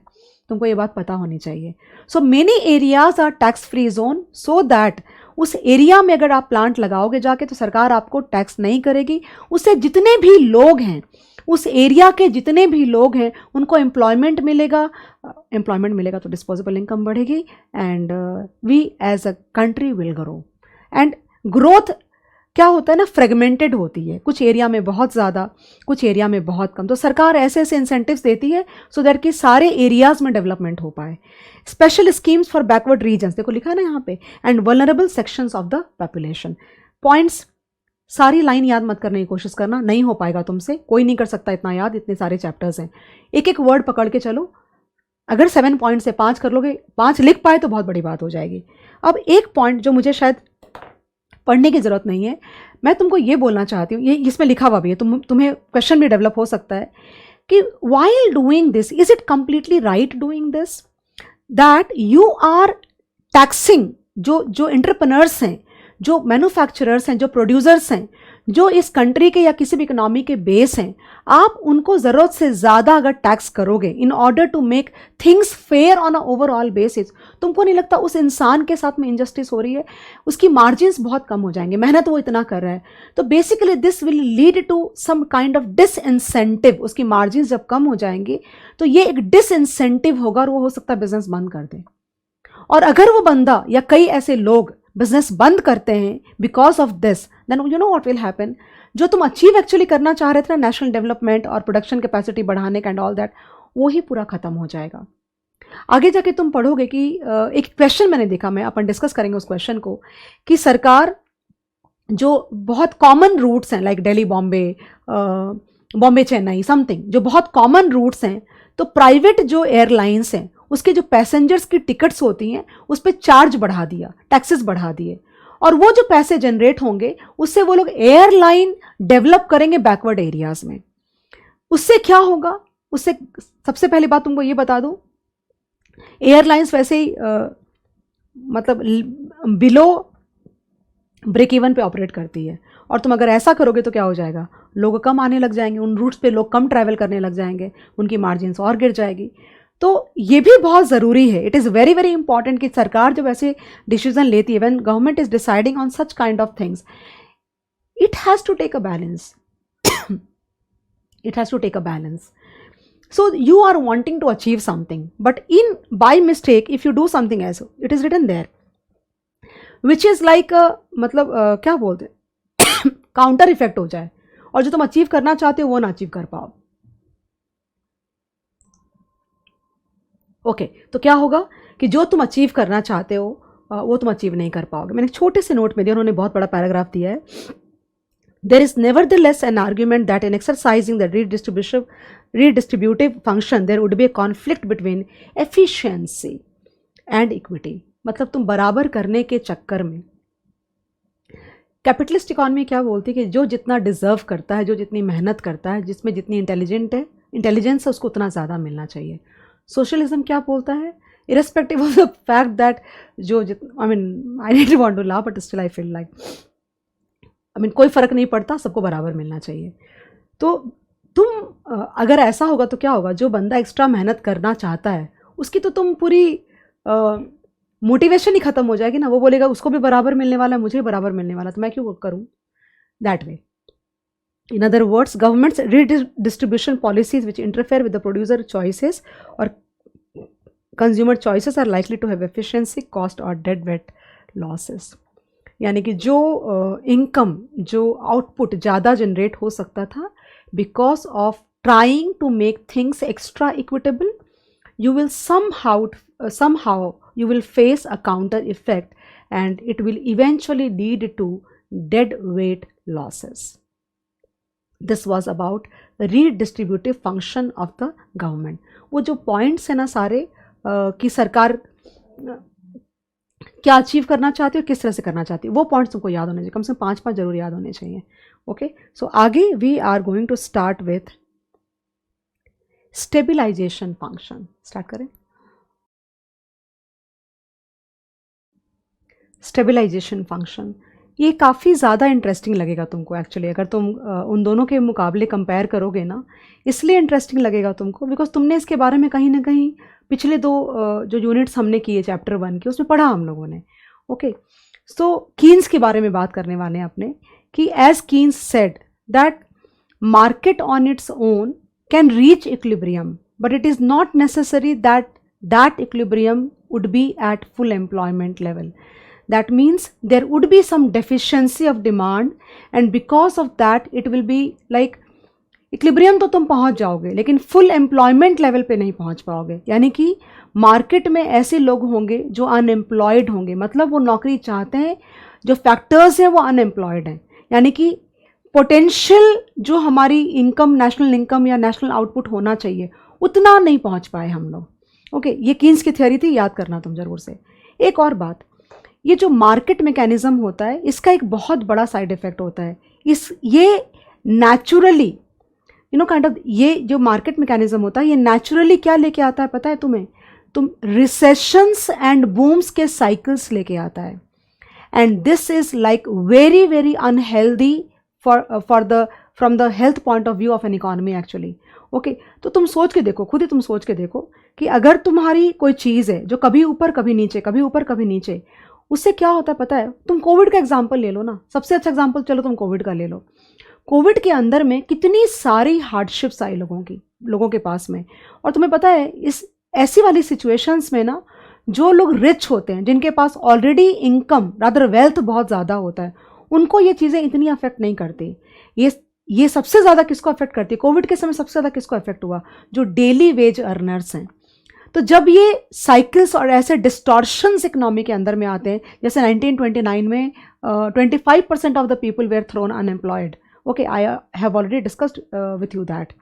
ओके, तो जो डेली कमाते खाते हैं, तुमने कितना सुना होगा ना कि बड़े बड़े काइंड ऑफ बॉम्बे वगैरह से लोग पैदल चल चल के अपने गाँव यूपी और बिहार पहुँच गए। Can you imagine the plight of the people?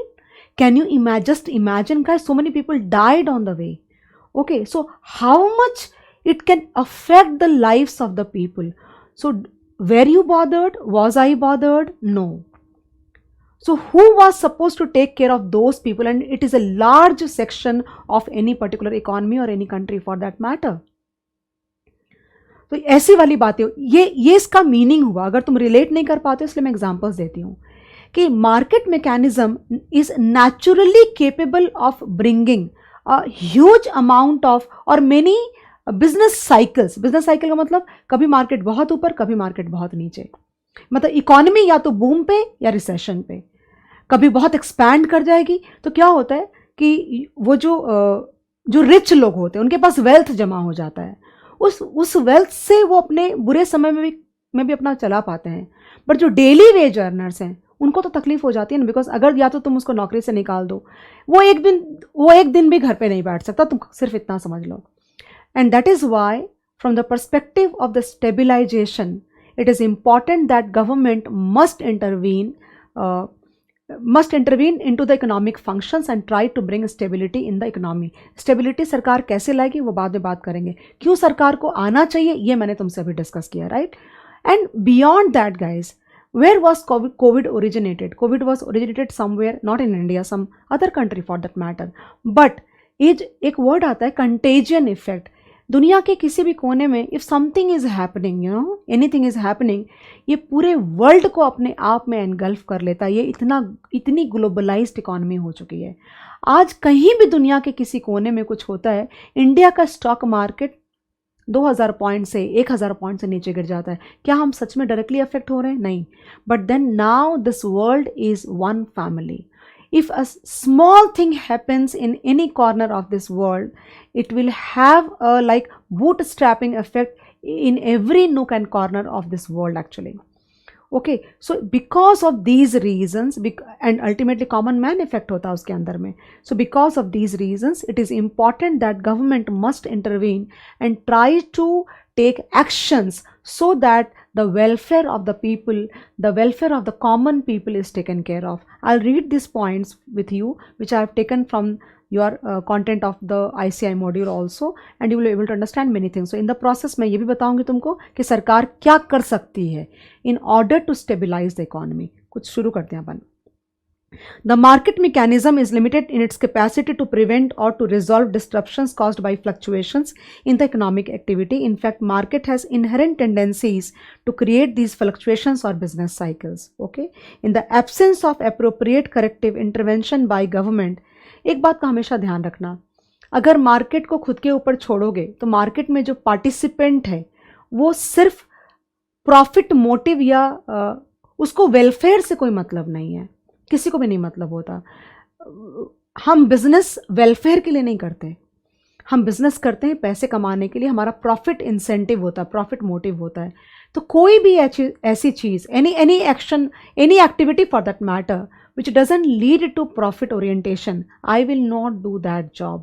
And that is why it is the duty of the government, rather it is a duty of the modern government to participate in the economic functions. Because सरकार पैसे कमाने के लिए नहीं जाती है, सरकार जाती है अपने देश के लोगों के भलाई के लिए. ऐसा, it's a very ideal sentence which I spoke, but then that is the reality. Okay, corrective interventions by the government. The instabilities that occur in the economy in the form of recessions, inflation, etc. may be prolonged for longer periods, causing enormous hardships to the people, especially the poor sections of the society. जो भी इन cycles का what ever happens, इसके जो effects होते हैं वो सबसे ज़्यादा तुम्हारे जो पुअरर सेक्शन है, एंड फॉर डेवलपिंग इकोनॉमीज़ और अंडर डेवलप्ड इकोनॉमीज़ में ये सेक्शन बहुत बड़ा होता है. Okay, and the government feels itself responsible to take care of that category particularly. फिर लिखा हुआ है, the stabilisation function is one of the key functions of physical policy and aims at eliminating macroeconomic fluctuations arising from the suboptimal allocation of the resources. Naturally ये इतनी the distortion what which happens, the जो तकलीफ़ें होती हैं, ऐसा क्यों होता है? बिकॉज इस इकोनॉमी के अंदर में जो रिसोर्सेज हैं वो ऑप्टिमली distributed नहीं है, they are suboptimally distributed. I told 2 minutes back that the factor ownership is not only equitable. So how is it possible that the income would be equitable? Okay, how is it possible that the weaker section will have the equal amount of wealth or stability the way the richer category doesn't have? पूरी तरह से नहीं ला सकते, इसमें लिखा हो चाहे नहीं लिखा हो, बट हाँ उन एक बिल्कुल बहुत स्प्लर्जिंग लेवल पे है और एक को खाने के लिए भी नहीं है. सरकार थोड़ा कुछ ज़रूर कर सकती है कि उनसे थोड़ा सा ले करके इनको एटलीस्ट भूखा मरने से बचा सकती है. I hope you get the point. सरकार किसी को ऑक्सफोर्ड यूनिवर्सिटी नहीं भेज सकती, बेसिक एजुकेशन प्रोवाइड कर सकते हैं. आई hope you got the point. Okay, so what are the things which should be taken care of with respect to the stabilization of the economy? सबसे पहला याद कर लो, ये बहुत इंपॉर्टेंट पॉइंट है, लेबर एंड एम्प्लॉयमेंट. ये बातें उधर भी हुई है फर्स्ट चैप्टर में. Labour and employment, okay, general price level, economic growth of the economy, then balance of international payments, एक और है ओवरऑल आउटपुट एंड इनकम. ये 5 वेरिएबल हैं एक्चुअली, मैक्रो इकोनॉमिक वेरिएबल्स. मेरे साथ रिपीट कर लो. Number 1 the labor and employment. Number 2 overall output and income, then balance of payment, economic growth and general price levels. Okay, ये 5 है, तुमको याद करना पड़ेगा. Government's fiscal policy has 2 major components which are important in stabilizing the economy. Number 1, basically government would use the monetary and the fiscal policy to bring macroeconomic stability into the economy. दोनों के बारे में बात करूँगी. तो यहाँ पे ये 2 बहुत इंपॉर्टेंट पॉइंट है as a part of the physical policy. Number 1, सरकार को ये एक बैलेंस काइंड ऑफ ड्रॉ करना पड़ेगा कि आप एक तरफ खर्च करते हैं, करेक्ट है. सरकार क्या करती है, सरकार टैक्स कुछ लोगों से पैसे ले लेती है, ओके, और उसी पैसे को ले करके किसी दूसरे एरिया में स्पेंड करती है, यानी एक्सपेंडिचर करती है. Are getting the point. So सरकार को ये बहुत इंपॉर्टेंट बैलेंस लेना पड़ेगा कि अल्टीमेटली हमें कितना लेना है. बहुत ज़्यादा एक्सट्रैक्ट करोगे तो नेगेटिव इम्पैक्ट आएगा, बहुत ज़्यादा खर्च करोगे तो भी नेगेटिव इम्पैक्ट आता है, इन्फ्लेशन बढ़ने लग जाती है. तो the government has to take as a part of the physical policy, the government has to strike perfect balance between revenue and expenditure, taxation and expenditure. Number 2, the policies which it adopts. दोनों कहीं भी extreme में अगर सरकार जाएगी तो पूरी economy की बैलेंस बिगड़ जाती है. ओके, अब देखो यहाँ पे सरकार 2 टूल यूज करेगी मैक्रो इकोनॉमिक. ये सुनना ध्यान से, इसमें सब लिखा हुआ है, पढ़ लेना बाद में जाके. मैं जो बोल रही हूँ पहले वो सुन लो और याद करना है तुमको. सरकार के पास में 2 टूल होगा मैक्रो इकोनॉमिक स्टेबिलिटी लाने के लिए, fiscal policy, monetary policy. Monetary policy के अंदर में the government will try to control the money supply and the interest rate. क्या बोला मैंने, गवर्नमेंट विल ट्राई. 2 टूल है सरकार के पास में. Number 1 monetary policy, number 2 fiscal policy. Monetary policy में the government will try to control the money supply in the economy. RBI को एग्जैक्टली पता होता है कि इकोनॉमी के अंदर में कितना मनी सप्लाई छोड़ना है उनको. ओके, मनी सप्लाई ज़्यादा करोगे तो इंटरेस्ट के रेट्स जो हैं, ब्याज क्या होता है, पैसे का प्राइस होता है. ओके, तो जब पैसा मार्केट में सप्लाई ज़्यादा होगा तो क्या होगा, ब्याज, उसकी जो प्राइस है ब्याज, वो क्या होगा, कम हो जाएगा. तो सरकार ऐसा क्यों करेगी, बिकॉज सरकार चाहती है कि जितने भी लोग हैं, जितने भी प्रोड्यूसर्स हैं, जितने भी इंडस्ट्रियलिस्ट हैं, जितने भी बिजनेस पीपुल हैं, वो अगर उनको पैसा सस्ता होगा तो वो लोन लेंगे और बिजनेसेस को और सेटअप करेंगे और बिजनेस को अगर एक्सपैंड करेंगे basically. So what will happen, people will get jobs and the disposable income of the people will at large will increase.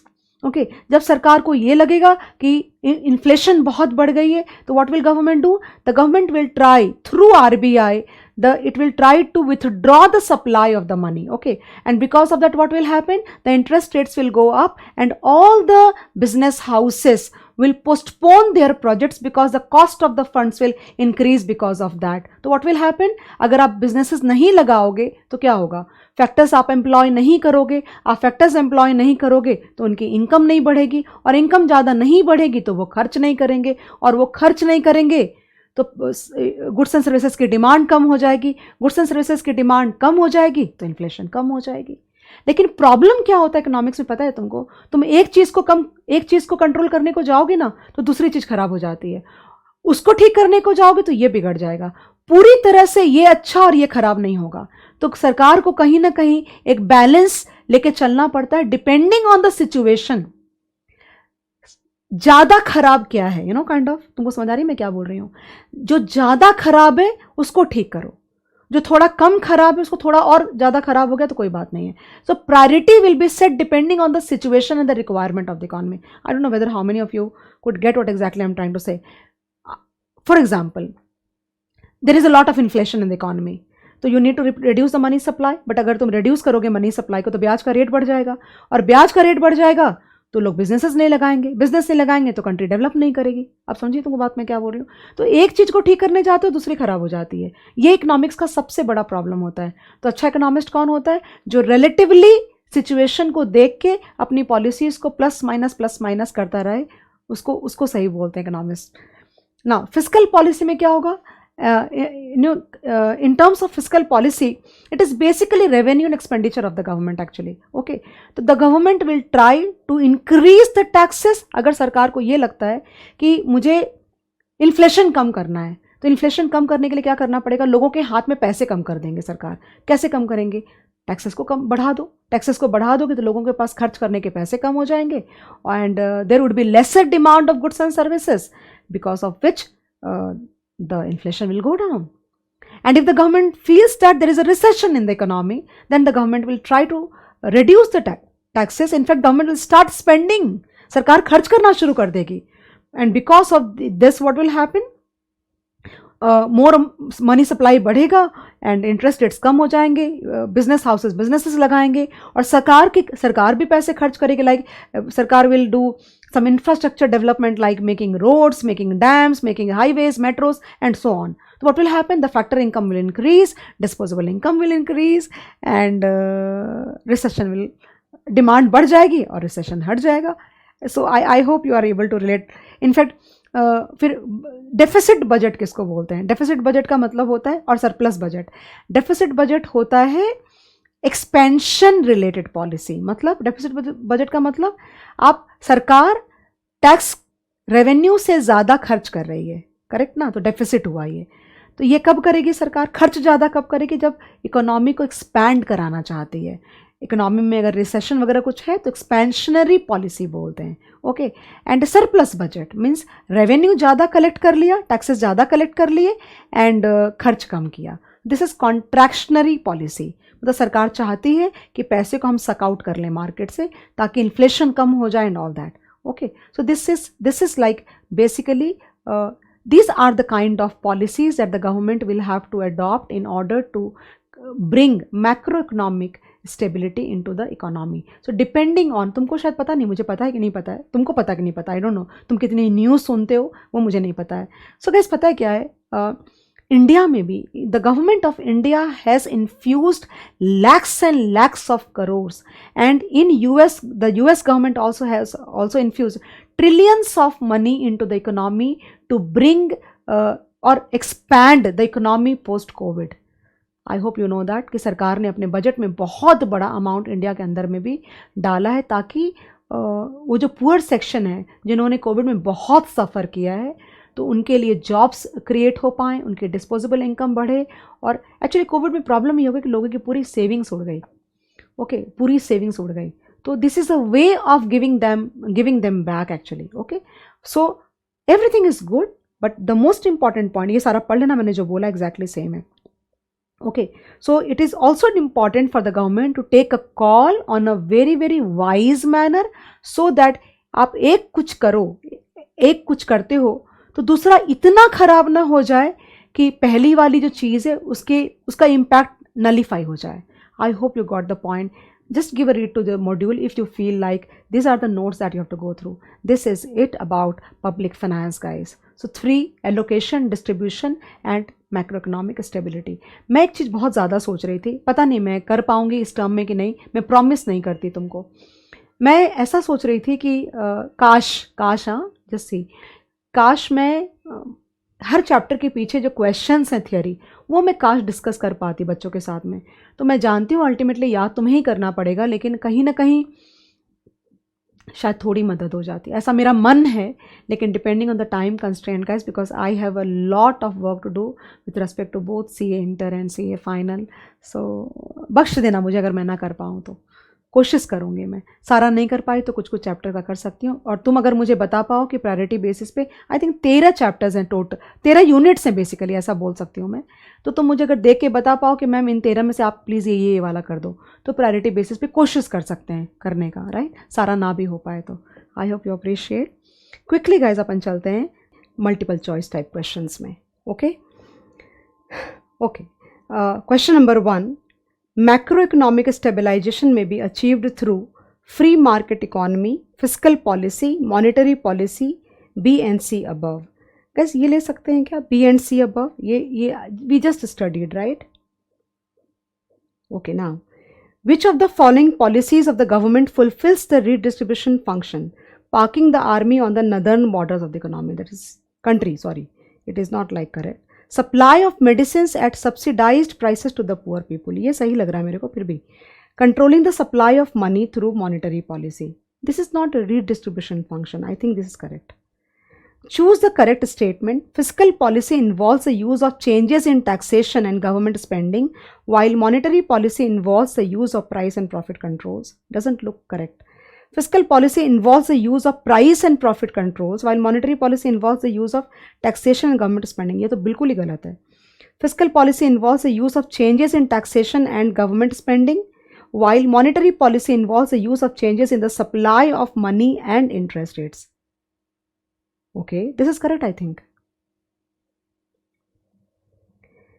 The justification for government intervention is best described by the need to prevent recession and inflation in the economy. That is correct.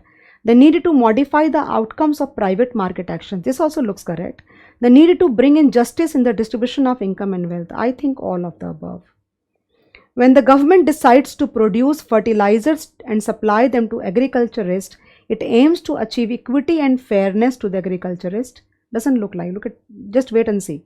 To influence the way resources are allocated in the economy, to ensure higher profits to the agriculturist, to make greater profits for the public sector. मुझे लगता है guys कि B सही होना चाहिए. Tell you why. क्या लिखा है? When the government decides to produce fertilizers and supply them to agriculturists, it aims to influence the way resources are allocated in the economy. क्योंकि अगर कोई प्राइवेट कंपनी अगर बनाती है फर्टिलाइजर्स, तो वो वहाँ पे बेचेंगे जहाँ पे सबसे ज़्यादा उनको मुनाफा होगा, सबसे ज़्यादा प्रॉफिट होगा. तो what will happen then? The allocation of the resources will not be proper because the poor जो फार्मर होगा उसको कभी भी फर्टिलाइजर्स नहीं मिल पाएगा जो उसको मिलना चाहिए ideally. Okay, that way. So I think to ensure higher profits, ये तो पॉसिबल ही नहीं है. टू मेक ग्रेटर प्रॉफिट्स, ये भी सही नहीं है. To achieve equity and fairness वाली बात यहाँ पे नहीं आएगी because equity and fairness is more with respect to distribution of income. This is about resources. Did you get the point, guys? So I think B is correct. Then 6. Read the following statements. The market generated allocation of resources is fully imperfect and lead to inefficient allocation of resources in the economy. ये सही है. Market failures can all times be corrected through government intervention. कभी भी पूरी तरह से कोई भी ठीक नहीं कर सकता. They can just try to certain extent. Public goods will not be produced in sufficient quantities in a market economy. I think 1 and 3 are correct. 7.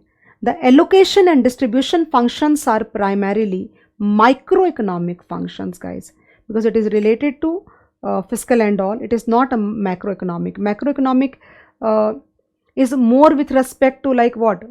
Money supply and interest rate. लेकिन तुमने देखा नहीं डिस्ट्रीब्यूशन में क्या होता है distribution में. ध्यान करो मैं क्या बोल रही हूँ. मैक्रो इकोनॉमिक फंक्शन में क्या होगा, मतलब मनी सप्लाई वगैरह के बारे में ज़्यादा बातें होती है, like inflation rates, growth and development, then balance of payment and all that. क्या लिखा है? Allocation and distribution. ये तो सरकार अपने टैक्स रेवेन्यू एंड ऑल और एक्सपेंडिचर वाले डिसीजन से लेती है. तो it is not a part of micro, it is a part of micro only. Guess ये ना काफ़ी ज़्यादा उन्होंने हिंट्स वगैरह दे रखा है, बट देन आई थिंक वो पूरा याद नहीं कर सकते जो उन्होंने मॉड्यूल में दे रखा है. तुमको अपना दिमाग चलाना पड़ेगा और अपने वर्ड्स में लिख पाओगे. हर कुछ याद तो नहीं कर पाओगे बिकॉज जो दिया हुआ है वो तो फिर भी याद कर लोगे. जो अपने आप से वो लोग पूछेंगे on spontaneous basis in the paper, then how will you write. So elucidate the nature of economic function performed by the government in the following cases. The government, मैं सिर्फ डिस्कस करके छोड़ रही हूँ. ओके, द गवर्नमेंट इनिशिएट्स, ये देखने के बाद ही मुझे लगा, जो मैंने अभी ये देखने के बाद ही मुझे क्या लगा पता है तुम्हें बेसिकली, कि ये जितने भी तुम्हारे क्वेश्चंस हैं हर चैप्टर के पीछे में, मेरा ऐसा मन चाहता है कि मैं सारा तुमको करा दूँ, डिस्कस करा दूँ सारे, so that it becomes, I wouldn't say that it will help you in terms of mugging up because that job has to be done by you only, but then I think still I should be able to value add to a certain extent, making things a bit easier. but मैं promise नहीं कर सकती May 22 के लिए, तो मैं बिल्कुल promise नहीं कर सकती तुमको, बिल्कुल भी promise नहीं कर सकती. Let us see, अगर मैं कर पाऊँगी तो बहुत ज़्यादा अच्छा होगा. Okay, let's start. कोशिश करूँगी, काश मैं कर पाऊँ. Okay, the government initiates a massive program for eradication of mosquito-borne diseases in coastal areas. ये क्या हो गया पता है तुम्हें? ये हो गया like you know kind of merit goods में नहीं आएगा, ये merit goods में आना चाहिए, right? Because ये प्रोग्राम कोई प्राइवेट सेक्टर नहीं करेगा या मार्केट इकोनॉमी के थ्रू ये नहीं किया जा सकता. I hope you can relate with what I am saying. So it will be related to merit goods like hospitals and all. क्या लिखा है? Massive program for eradication of mosquito-borne diseases in the coastal areas, because it will involve some amount of cost on the health department part. So any market mechanism would not be able to help this. So the government will be participating or should participate, and it should come in under the category of like merit goods for that matter. अगर एक और चीज़ देखी जाए तो अगर सरकार programme चला रही है, तो नॉन फिजिबिलिटी ऑफ एक्सक्लूजन है, यानी कि आप किसी को ये नहीं बोल सकते कि अगर आप पोलियो का तुमने देखा होगा ना, पोलियो का ड्रॉप्स देते हैं, तो कहीं ना कहीं पब्लिक गुड्स भी हो गया ये। आप पोलियो का ड्रॉप्स का जब प्रोग्राम सरकार ने चलाया, तो सरकार ये तो नहीं कर सकती ना कि इस बिल्डिंग को देंगे और इस बिल्डिंग को हम नहीं देंगे। इनएफिशिएंसी की, एग्जीक्यूशनल इनएफिशिएंसी की वजह से भले ऐसा हो जाए, but the prime motive would not be that. तुमको समझ आ रहा है मैं क्या बोल रही हूँ? लेकिन तुम्हारी दुकान में मैं घुस सकती हूँ कि नहीं घुस सकती हूँ, तुम मुझे एक्सक्लूड कर सकते हो। फिजिबिलिटी ऑफ एक्सक्लूजन है, तुम मुझे बाहर निकाल सकते हो, तुम मुझे मना कर सकते हो। एक कोई दूसरा कस्टमर आए, तुम बोलोगे तुम अंदर आ जाओ, तुम बाहर रह जाओ, और मुझे तुम बोलोगे आपको अंदर नहीं आना है। ये तुम कर सकते हो। सरकार ये काम अपने एजेंडा में ऐसे करेगी कि इस बिल्डिंग में तुम पोलियो ड्रॉप देना, इसमें मत देना, उसको देना है, उसको नहीं देना, नहीं। तो कहीं ना कहीं this is also related to public goods. You have to write a good note. Think guys, it's a very subjective thing. कोई एक आंसर हो ही नहीं सकता इस क्वेश्चन का। ओके, तो just don't get bothered. The government fixes the prices of 377 essential medicines listed in the national list of essential medicine 2015. It is again a part of the merit goods actually. Okay, so that this can be like and कहीं ना कहीं allocation भी है, कहीं ना कहीं allocation function के अंदर भी आएगा ये, और मेरिट गुड्स के अंदर भी आएगा, क्योंकि सरकार may be it is a part of private. The medicine would be manufactured by the private, और ऐसे नॉर्मल में बिकेगी, बट देन सरकार एंटर कर रही है इसलिए क्योंकि एसेंशियल मेडिसिन है। तो मेरिट गुड्स के जैसे हो गया, पब्लिक गुड्स भी कहीं ना कहीं बोल सकते हो तुम। द गवर्नमेंट, वापस से क्यों मैंने बोला public good? The government fixes the price of 377 essential medicine listed in the national list of essential medicine. इसमें ऐसा नहीं होगा कि तुमको 10 रुपये में देंगे, उसको 5 रुपये में देंगे, ऐसा पॉसिबल नहीं है। Okay, the government decides to levy up to 20,500 पर फ्लाइट फ्रॉम प्राइवेट, इसके बारे में बात कर रही थी, private airlines on major routes in order to fund an ambitious regional connectivity scheme which seeks to connect smaller cities by air and make flying more affordable for the masses. Critically examine the implication of this policy on the, again, allocation of the resources properly. But then I think that see, ये भी decide करना बहुत ज़रूरी होता है कि आप किस चीज़ में इक्विटी लाना चाहते हो, किस चीज़ को आप इक्विटेबल या फेयर एलोकेशन या फेयर डिस्ट्रीब्यूशन करना चाहते हो।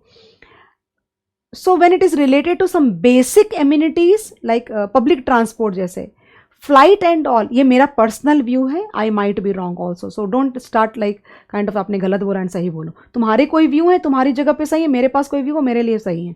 ओके, तो जब तक basic amenities, food, shelter, education, health and public transport, like ऐसी वाली जो चीज़ें होती है, वहाँ पे ये करा जाए तो सही है। लेकिन अगर सरकार एक्स्ट्रा टैक्स लेवी करेगी पॉपुलर रूट्स पे, तो क्या होगा?